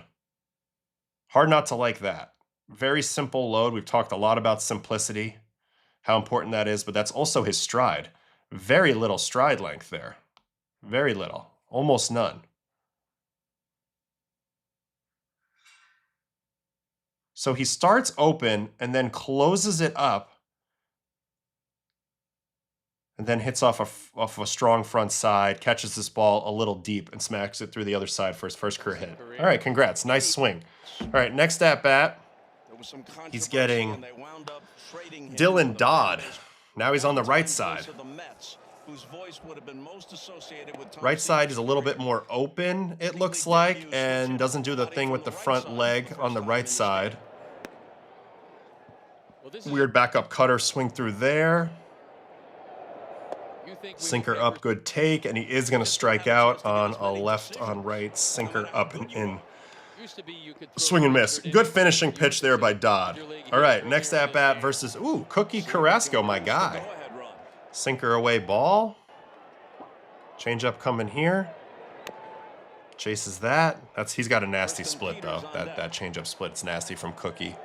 Cutter up and in ball. And he's going to put this split change-up in play. Ooh, very good swing. That was a very good swing. Caught it off the end just a touch. 95-3. But I like that swing. He's very in his legs, which is a style of hitting I like. You know, Juan Soto, etc. All right, so that's the at-bat, and then there is when he wins the game. So let's just set the stage here. You're a rookie. You're in your major league debut. You're facing unbelievable closer Rafael Iglesias. You have the tying run on base and 2 outs in the bottom of the 10th inning of your major league debut. And here's what happens. Change up, strike. And then he's going to go change up Oppo Taco to win the game. Incredible. Man, just slices a 90-mile-an-hour changeup out to his own bullpen, and they win the game. Walk-off home run in your debut. I don't think I've ever heard of that or ever seen that. He's feeling it right now. He doesn't even know what to do. He's taking his batting gloves off. Ejects the batting gloves around third.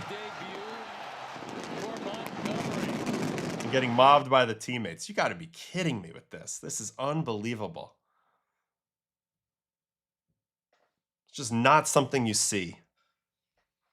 Here's the swing in slow motion. How hard he hit this? Like 90-something? 98.6 at 25, so the baseball gods were working with him. The Braves were 1 out away from another win, and Braden Montgomery slaps it back. One of the best debuts probably ever because of this. This is so rare and so cool. You gotta love that. Let's watch the stadium. Full eruption.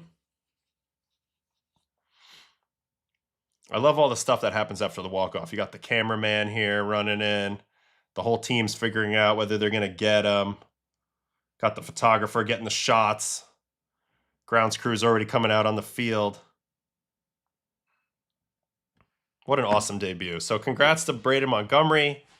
Another young guy, another interesting guy. Another interesting guy for the White Sox to add to this core. 5th ever debut walk-off homer per Sarah Langs. Sarah knows. Sarah's been giving me notes for my game tomorrow. She's the best. So pretty cool right there. Had to have backspun that one out. Looked like a double off at best off the bat. I agree. Sometimes the ball does seem to sneak out over the fence over there in left field in that ballpark. So pretty cool right there. All right, throw me some likes. We've had a great chat today. We're having a good show. We're having fun. Help us out a little bit. Teal still out from the WBC injury. I hate that. Also, Meadroth. I don't give him enough credit. He's been really good. He's a potential all-star this year. But Teal, we really need Teal back, and they'll be really working. They'll be cooking with grease at that point. Interesting, his hit tool was graded that high because he has some big whiff in his game. Although now it's kind of transitioned more to the power tool, I guess. Doesn't have much pull side from the left. That's okay. If he's got oppo power, that will play. Not a lot of guys with permanent oppo power over there. I didn't see the batting gloves come off. I'd already turned it off. Kid looked good in the outfield too. That's good, and I'm glad he doesn't take anybody else's spot, so it's pretty cool. Who would have thought the White Sox were the much better Chicago team in 2026? Only you, Mitch. Only you. Have I talked about Cole since he came back? Yeah, I have a whole video on my channel of his first start back. You can watch that. It's on my channel. I also, in his second start, we watched all of that as well. So each of his, and his third start. I think I watched each of his first 3 starts on the channel. I didn't watch start number 4. I'm not watching that today. Why does chat keep deleting the commercial of Adam with the Yankees? We have to mess with we have to mess with our chat moderation settings. I've been meaning to do that and I haven't done that yet. So if you're trying to put something in there, it's probably why it's not working. What's up with the Cubs collapse? Very confusing. They're just not hitting the way that we thought. I thought they had maybe the top offense in the league, top 3 offense in the league, and they're just not hitting right now. I think they'll be fine, but they are skidding hard right now. Skidding hard right now. White Sox should trade Teal, Meadroth, and Monty to Red Sox for Crochet and Chapman. Just kidding. It's a funny one, and I like it. I want to see Chicago White Sox trade for Araldis, and that's a Tigers fan saying that. Thanks, Bonus Struthers, for being in the chat today. Really appreciate that. If you're on TikTok, you want to come get in the chat, come over to the YouTube channel. Subscribe, and you can get yourself in the chat. I just think the White Sox should be a juggernaut in that division. They're the big market team. I'd like to see it, and they're fun. They're exciting right now. I love these guys. Yeah, Spec. We'll talk later. Can you show some love to my hometown Tigers and Dillon Dingler? 2 more home runs last night. Yeah, we can pump over to Dingler. He was the winner of the coffee cups. So, yeah, I mean, this stream might go for a little bit longer than 12. We'll see. Dillon Dingler's had a tremendous season. We've talked about him a lot. He's popped up a lot on the show. Last year, he popped up a little bit on the show when I first started doing it because I realized how good he was on defense. But man, the hitting has come around. He's got an ability to hit for barrels pretty consistently, pull side, and that's without elite bat speed. 45th percentile bat speed, and yet 83rd percentile barrel, 93rd hard hit. He's slugging his face off. He's got an 857 OPS. Him and Shea Langoliers obviously hurt Drake Baldwin and Will Smith. Those guys are right now contenders for best catcher this season, with Cal Raleigh not really doing it. Also, Adley Rutschman. I don't want to leave out Adley Rutschman, but that's the numbers on Dingler this year so far. He's been awesome. He faced the Twins yesterday and he demolished them. So let's check it out. Tigers and Minnesota Twins. Dillon Dingler. Let's watch him at the plate. 4 for 5. First at bat. First Taj Bradley. 2 down, Dillon Dingler. 97 pulled foul. I've mentioned it's a below average bat speed, but it seems like he's been really, really, really, really good at anticipating when he's going to get a fastball and being on time anyway. So I also think he's got a relatively long swing. So I always talk about short swings, and I'll check his after this. But the fact that he's on time for so many quality fastballs with below average bat speed is impressive. All right, fastball in, pulled foul, curveball called strike. Here comes a cutter, off the plate away, and then curveball in play runs. Oh, you hang it, we bang it, baby. Right down the line, little Carlton Fisk action, and that ball glances off the pole for a home run. That ties the game. Dillon Dingler does it again. You hang it, we bang it, 100 miles an hour. He sees that pitch, he stays back on it very nicely and deposits it off the foul pole for his first home run of the game. And you can see it's a little bit of a disjointed swing, but yet he still just has a knack for putting barrel on ball. Something to be said for that. So that's the first at-bat home run. Here is the second at-bat. Oh, Benetti's got the weird glasses going right there. Cutter down ball. That's why I left you a pair. That is true. No bonus points for hitting it into the second deck. That is very true. Fastball up in, so he gets himself to 2-1. He's going to get a hit here on a fastball. So hits the slow curveball and hits the fastball. Gets himself a good pitch to hit twice and doesn't miss it. Smokes that one up the middle at 104.5. So pulled home run off the foul pole, smoked up the middle. Third at bat versus Taj. Taj still pitching with the lead here. What are you going to throw him? Fastball down, fastball again. And he's on time for that again. And he's been really good at pulling outside pitches into the left center field gap. You know, we don't always recommend pulling outside pitches, but when that's your game and you're good at it, it can certainly play. And he has been so, I've said it a few times, I'll say it again, so on time for fastballs. Beautiful swing. The swing is grooved. This is a dialed player. Smokes this ball into the gap for his third hit of the day. And in a very frustrating season for the Tigers, he has not been frustrating. All right, fourth at-bat versus Taylor Rogers. Sword on a sweeper. Sweeper again, and sweeper again, and kaboom. This is another unbelievable swing. Just misses the foul pole again, right next to where I was sitting when I did the game for NBC there. 3 sweepers in a row. So in this game, he had a hanging curveball from a righty, 2 fastballs, 97 plus, and then a third sweeper in off the plate, and he finds a way to keep that fair. I don't know how he kept this fair. That's a tremendous swing. Honestly, not even that horrible of a pitch by Rogers. You know, he made him look horrible on the first pitch. This one. And then there's the second one. And he pulls that one foul. And then the third one, he just makes a crazy swing adjustment on the fly. And he's able to pop it out. I mean, it's just a great swing. Unbelievable.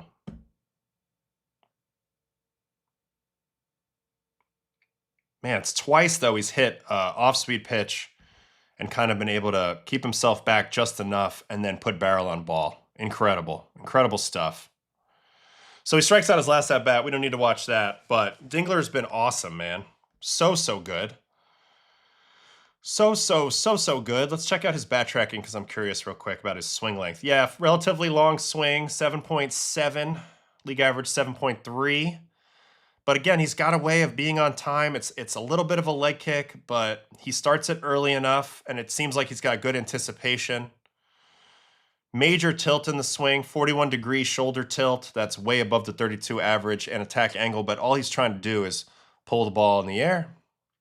Surprising his attack direction's not more pull than that, to be honest with you. But interesting to see. All right, here's some timing stuff. Fastballs, he tends to be slightly late on, but nothing egregious. Perfectly on time for breaking balls and slightly ahead of time. Oh, wait. This is off the end of the bat. So you can get in on him with fastballs a little bit, but he seems to measure breaking balls really well. Timing-wise, I mean, he's pretty close to on time like fastballs, like I've been saying. And then he's a little bit early on the other two. But you see that there's a little bit of variation on that with the changeups, which is this is just a cool thing to look at. But Dingler's been awesome. I mean, check out his defensive numbers too. What's not to like? What is not to like? Dillon Dingler. Awesome player. All right, let me hop back in here. Dillon Dingler sounds like the alter ego of a superhero with a useless superpower. Goodman or Dingler? I don't give Goodman enough credit yet either. Probably Dingler, though. Dingler, all around. So good. Oh, those are the Magana goggles. That's what they were wearing in the booth. Thanks, Mitsulane Evo. Thank you.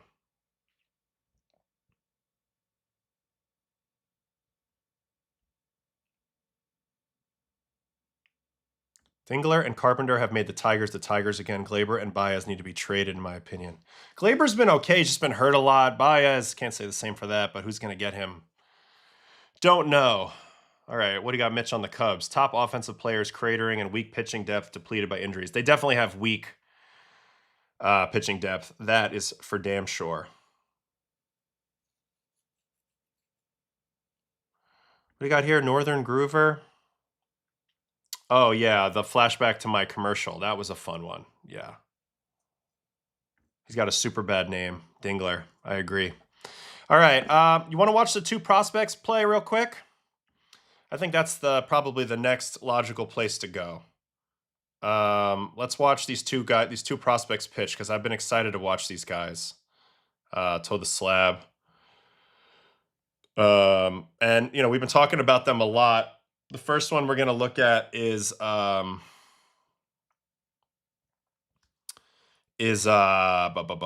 Hernandez. So where's the Seth Hernandez game? Greensboro, I believe. Yeah, all right. So Seth Hernandez started the game last night. He is probably now the #1 prospect for the Pirates. Came out guns blazing, got promoted to high A already from the Pirates. He was a very high draft pick last year. You know, why am I doing this? Let's just go ahead and find out exactly where he is and read you a little bit of information if you don't know. #1 prospect for the Pirates. Drafted 6th overall last year by them. 70 fastball, 60 curveball, 55 slider, 60 changeup. For me, it's a 70 grade changeup or higher. For me, the changeup is what has me so excited about him besides the easy cheese and great delivery. So these are the numbers for Seth coming into the year. He destroyed low A with a .96 in 28 innings and 50 Ks. And now he's in high A, and he's scuffled a bit, 4.15 through 5 starts, 33 strikeouts and 21 2/3. Walks were part of the story last night. So anyway, let's get back and check him out. What I'm going to do, and I hope this is good enough for you guys to see, it's really hard to watch this like in full screen mode. So what you gotta kind of have to do is you kind of have to get back to the first pitches of the game, and you just kind of have to bear with me here, as it's going to have to stay in this size if I want to roll through the pitches fast. So anyway, we have no data, which is actually kind of refreshing. And he's facing the #1 overall pick in the draft last year here, Eli Willits. But you're just going to have to bear with me, because he throws about 98 to 100 with a ridiculously good changeup. And so this is his outing from yesterday. It's a very smooth delivery with easy gas. And you'll see the changeup when he starts unleashing that. It's incredibly slow, and he sells it really well. So a leadoff walk there to Eli, and that was a part of the story yesterday. He also got a big curveball. So there's a little bit of a Grayson Rodriguez comp in there in terms of the pitching mix, the really good changeup, the hard fastball, and the big curveball. But I like Seth Hernandez's even better than Grayson's. There's that curveball. Nasty banger. You want to watch that one again? That was pretty nasty. It's like almost like a nose to toes, and it has a little bit of left on it too. Yep, there it is again. I mean, that's filthy.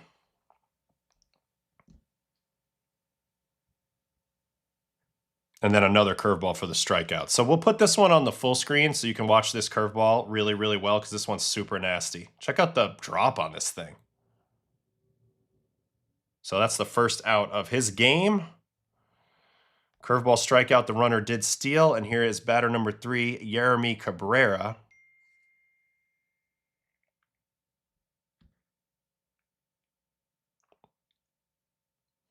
Thanks, Mitch. I'm just going to keep it for now, though. Appreciate the text, because we're already rolling.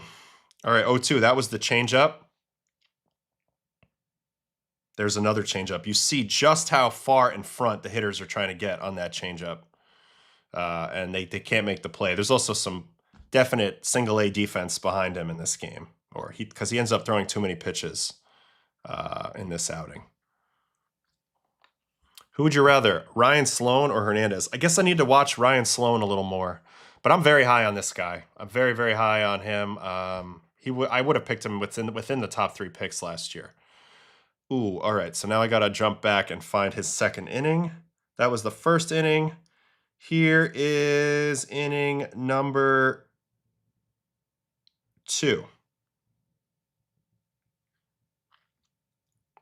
First pitch single. Really weird leg kick from Jacob Walsh. First pitch single there. And here comes Angel Feliz.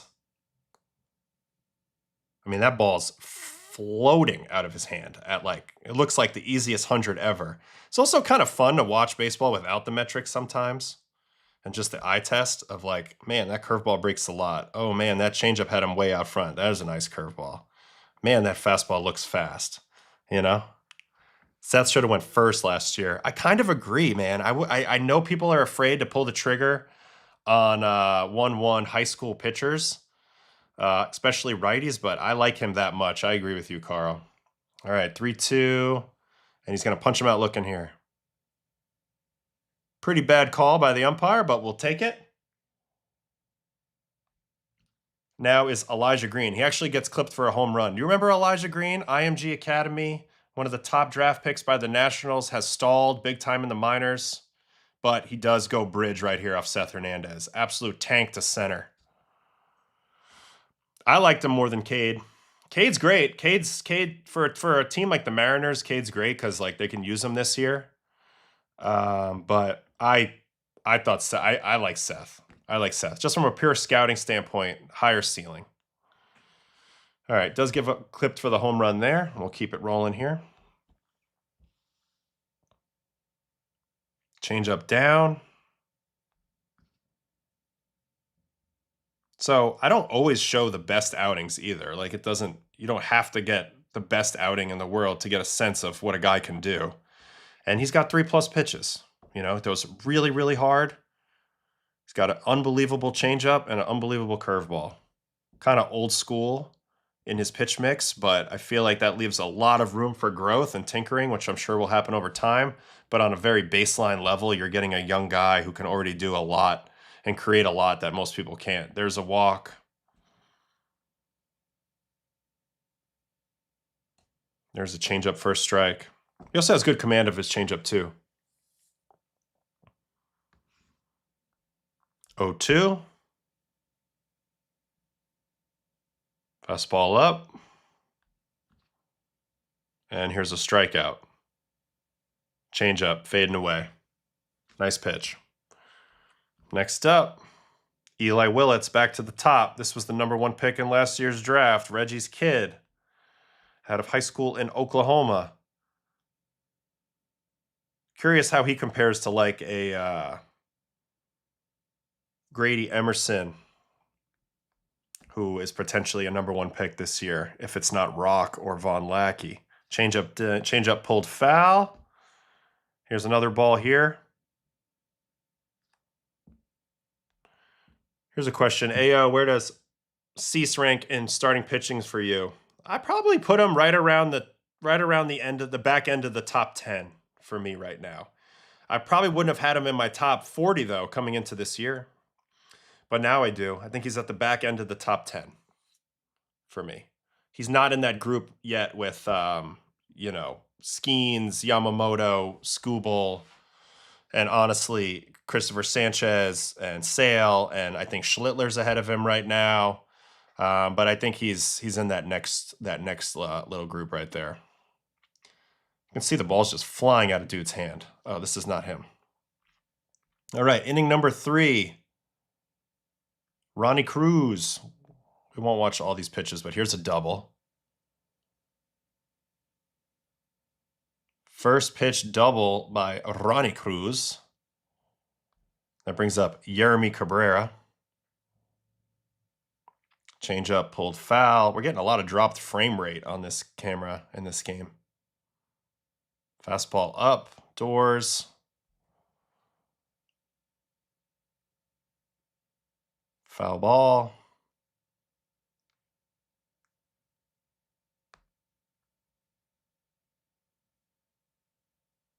Waiting on the internet here. Oh yeah, Miz. Miz has definitely gone up there.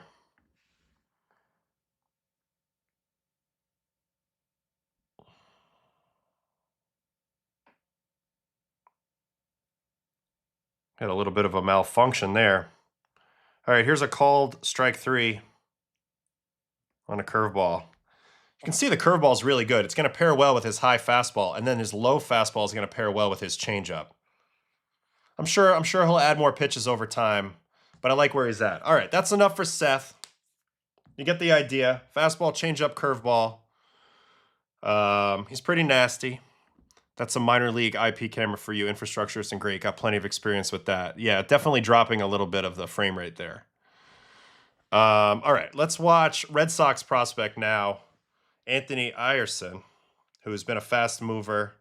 I feel like so far this year, already in Double-A. Didn't even have his best game yesterday that we're going to watch, but you get a sense of what he's got going on. High release, kind of downhill, and he's had an incredible run through the minor leagues this year. Holy cow. 2 teams, High A and Double-A.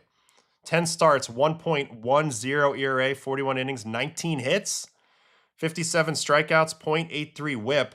Let's check out the bio.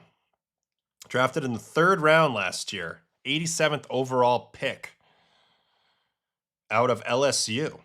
21 years old, 6'2", 208, 60 fastball, 55 curveball, 65 slider, 50 splitter, 50 control, overall 55. Eyerson started slowly at LSU last spring after transferring from UCSD. His stuff and performance picked up in the final 2 months, played a role in the Tigers winning the national title, ranked 3rd in NC Division I pitchers in 12 wins, 152 strikeouts, saved LSU's clincher in the NCAA regionals, and won the final game in the Supers and the College World Series. Red Sox slid him down to the 3rd round somehow, and they still signed him for a double slot $1.75 million bonus. Best pitch is a tight mid-80s slider that beats up lefties and righties, can use it to get chases. His field of spin extends to an upper 70s curveball, which you'll see on the video. He threw more breaking balls than fastballs last spring as he continued to do so, but his heater has gone from 92-93 to touching 98 to now it's 95-96, touching 100. So he's on one of my favorite minor league places, the Portland Sea Dogs, and he pitched last night. So you get a little bit of a sense from Eyerson here, as we'll watch him here in his outing in Portland. So here he is. Terrible score bug in this game that kind of blocks your view a little bit, but he's a very over-the-top type of pitcher.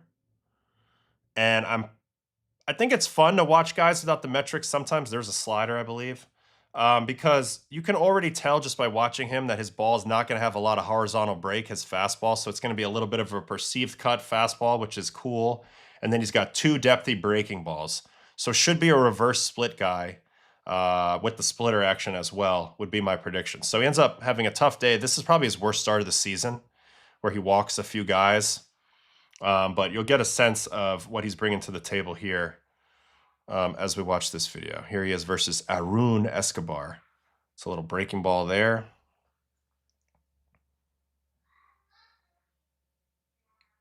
There's a fastball at 91, so really took a lot off there. Another heater there. And now error here. Should have been a double play, but gets no outs.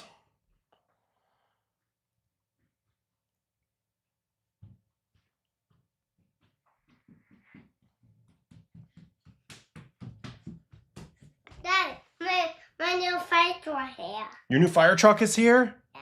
Oh my goodness. That means I'm going to have to build that today, doesn't that? Please. Yeah, I'll build it for you today. Right now? After I'm done with the stream. I'm done in a little bit, and then I'll build it for you. Dad, don't tell Mommy. There's that curveball. I liked his curveball on the video when I watched it. This is a foul ball, so we'll put this on the full screen so you get a better view of this curveball. This is a foul ball or whatever, but I like the curveball from his slot. He's got a little bit of a Savage type of lean over. Now, it's not as extreme, but you see just how vertical the hand is. And that gives him 2 good breaking balls and a perceived cut fastball. And if it's truly up to 100 miles an hour and sitting 95, 96 lately, I can see why he's been so effective and why the strikeout rate is what it is. There's a curveball down for a sword. So that's what I was talking about. I really like his breaking ball package. Look at this curveball right here. This is nasty. This will be a fun guy when he gets to the Red Sox. This is a little bit of a different look than they currently have. Let's watch that one more time. One more time for fun. I mean, that's a very tight, good 12-6 curveball. Really, really good. Really, really good. All right, let's watch a couple more batters, and then we'll see if we want to do anything else on the stream. There's a hit. That's a cutter at 89.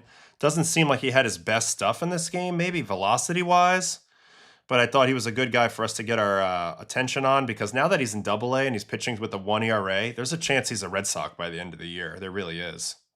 So just wanted to get some eyes on this guy now that we have him in Double-A. Yeah, not throwing as hard in this game.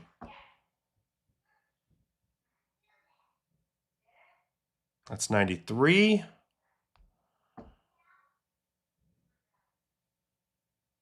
Curveball chopped. They'll just get the one. Wow.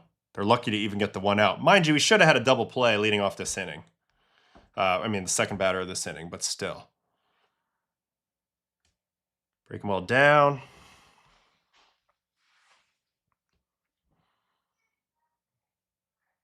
Fastball away.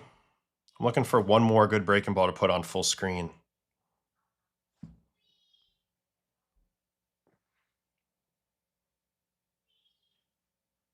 Ooh, there's the slider. All right, so this is the pitch that actually has the highest stuff grade out of him, and you can see it's pretty late. That's a nice pitch. I like both of his breaking balls a lot from the high slot, the slider and the curveball. Velo definitely down right now, so we're not seeing the best of him. But that's a really good pitch, so I wanted to show that real quick. Hey, kid. Dad. We're ready. Are you ready to build? Yes. All right, I'm about to end the stream in 2 minutes, and then we'll build. Okay, go say hi to everybody. Okay, you want to Sure, come say go hi? ahead and say clock it. No. Go do it. Say let's. They said do a truck build stream. That would be funny. We should. Maybe we will on TikTok. Maybe on TikTok. We'll do questions while I'm building the truck We or should something. have a competition and see who builds it faster, me or you. Well, you win every time. I know. Yeah, I win. Hey, dumb question. If a player needs to get throwing in on an off day, do they get access to the stadium or go to a random park? Depends. If there's no game on the field that day, they usually go to the stadium. Like I used to throw at random like visiting stadiums on off days. If there's a game, you might bring your glove and throw in a park. We've seen major leaguers throwing in Central Park, so that's a very real thing. Used to throw at a wall. Or just chuck into a wall with plyos. You'll find a way. Flip over your mattress in your hotel room. There's some things you can do. Good question there. Not a stupid Really question. Good one. That would be that's actually That's a really good TikTok question. TikTok. If you guys have TikTok questions, like random TikTok questions for Brett to ask me while we're doing either making salads or whatever for that content, But I love that. fire them I think in that's our next one. fire them in the Discord. I think that's Join the our next Discord and fire them in. creative ways All right. to get your arm warmed up. On an Family off day. life is calling, so we're gonna do probables now, and we're just gonna end the stream today. Tomorrow's stream will be from my hotel room in Baltimore. Time TBA, probably 10:30. But let's hit the probables for today, Trust your band. and then we'll get on out of here. See, I spied my little eye. Hey Adam, are the Mets My cooked this year? little Still too early to say. Still too early to say. Go ahead and smash that like button, please, please, please. We need that. We need those That likes. cuts. Ayo, think fast. Do visit. Oh, he do- still got it. I still got it. He still- Do visiting teams still have has access to it. traject machines? Sit down, No. think fast. Ah! Good throw, Archie. All right, we got to do probables. Say clock it. We got to do probables, and then we're out. Show All right, everybody here are how the you games do it. today. Clap that. Jake Bennett also have a video on his Major League debut on my channel if you want to watch that. He's facing Drew Rasmussen in the Trop in about an hour. Yankees, Guardians, Rodon, and Messick. That's a fun matchup. Let's see how Messick's changeup works Love against the... Rodon. I actually like the Yankees versus Messick. I like the Yankees versus lefties this year. Some of them are really good. We need to get Rodon on the show. Yeah, we'll get Carlos. Ashley said yes. Foster and Robbie Ray, Nats and Giants. Reds, Padres, Brady Singer, Michael King. Robbie. Mariners, Orioles, George Kirby, Brandon Young. Dodgers, Pirates. This is a great matchup. Shohei, Jared Jones. Chance to be watching both of these guys tomorrow. Tell him. Twins, Tigers, TBA, and Framber Valdez. Diamondbacks, Marlins, Ryan Nelson, Ryan Gusto. Yes, scissor. Phillies, Blue Jays, Luzardo, and welcome back, Mad Max Scherzer. Love Matt. Cardinals, Mets, Palante, who we just talked about on the stream recently, and Austin Warren, who's been good. I'm sure this is going to be a Manaea piggyback day, it looks like. Or somebody, Peterson, somebody. Rangers, Royals, Mackenzie Gore, Seth Lugo. Braves, White Sox, Chris Sale facing the White Sox in Chicago. Very cool. TBA for the White Sox. But Sailor back in Chicago. Cubbies, Rockies, Shota Imanaga, Michael Lorenzen from Coors. Brewers, A's. Brandon Sproat, Jack Perkins. And their final game, Astros, Angels, Peter Lambert, Reed Detmers. All right, that's it for the stream today. Thank you so much. Go Knicks in Game 4 tonight. help. I'm driving to Baltimore tonight. I need help. I know I'm about to come. He's already brought me the scissor.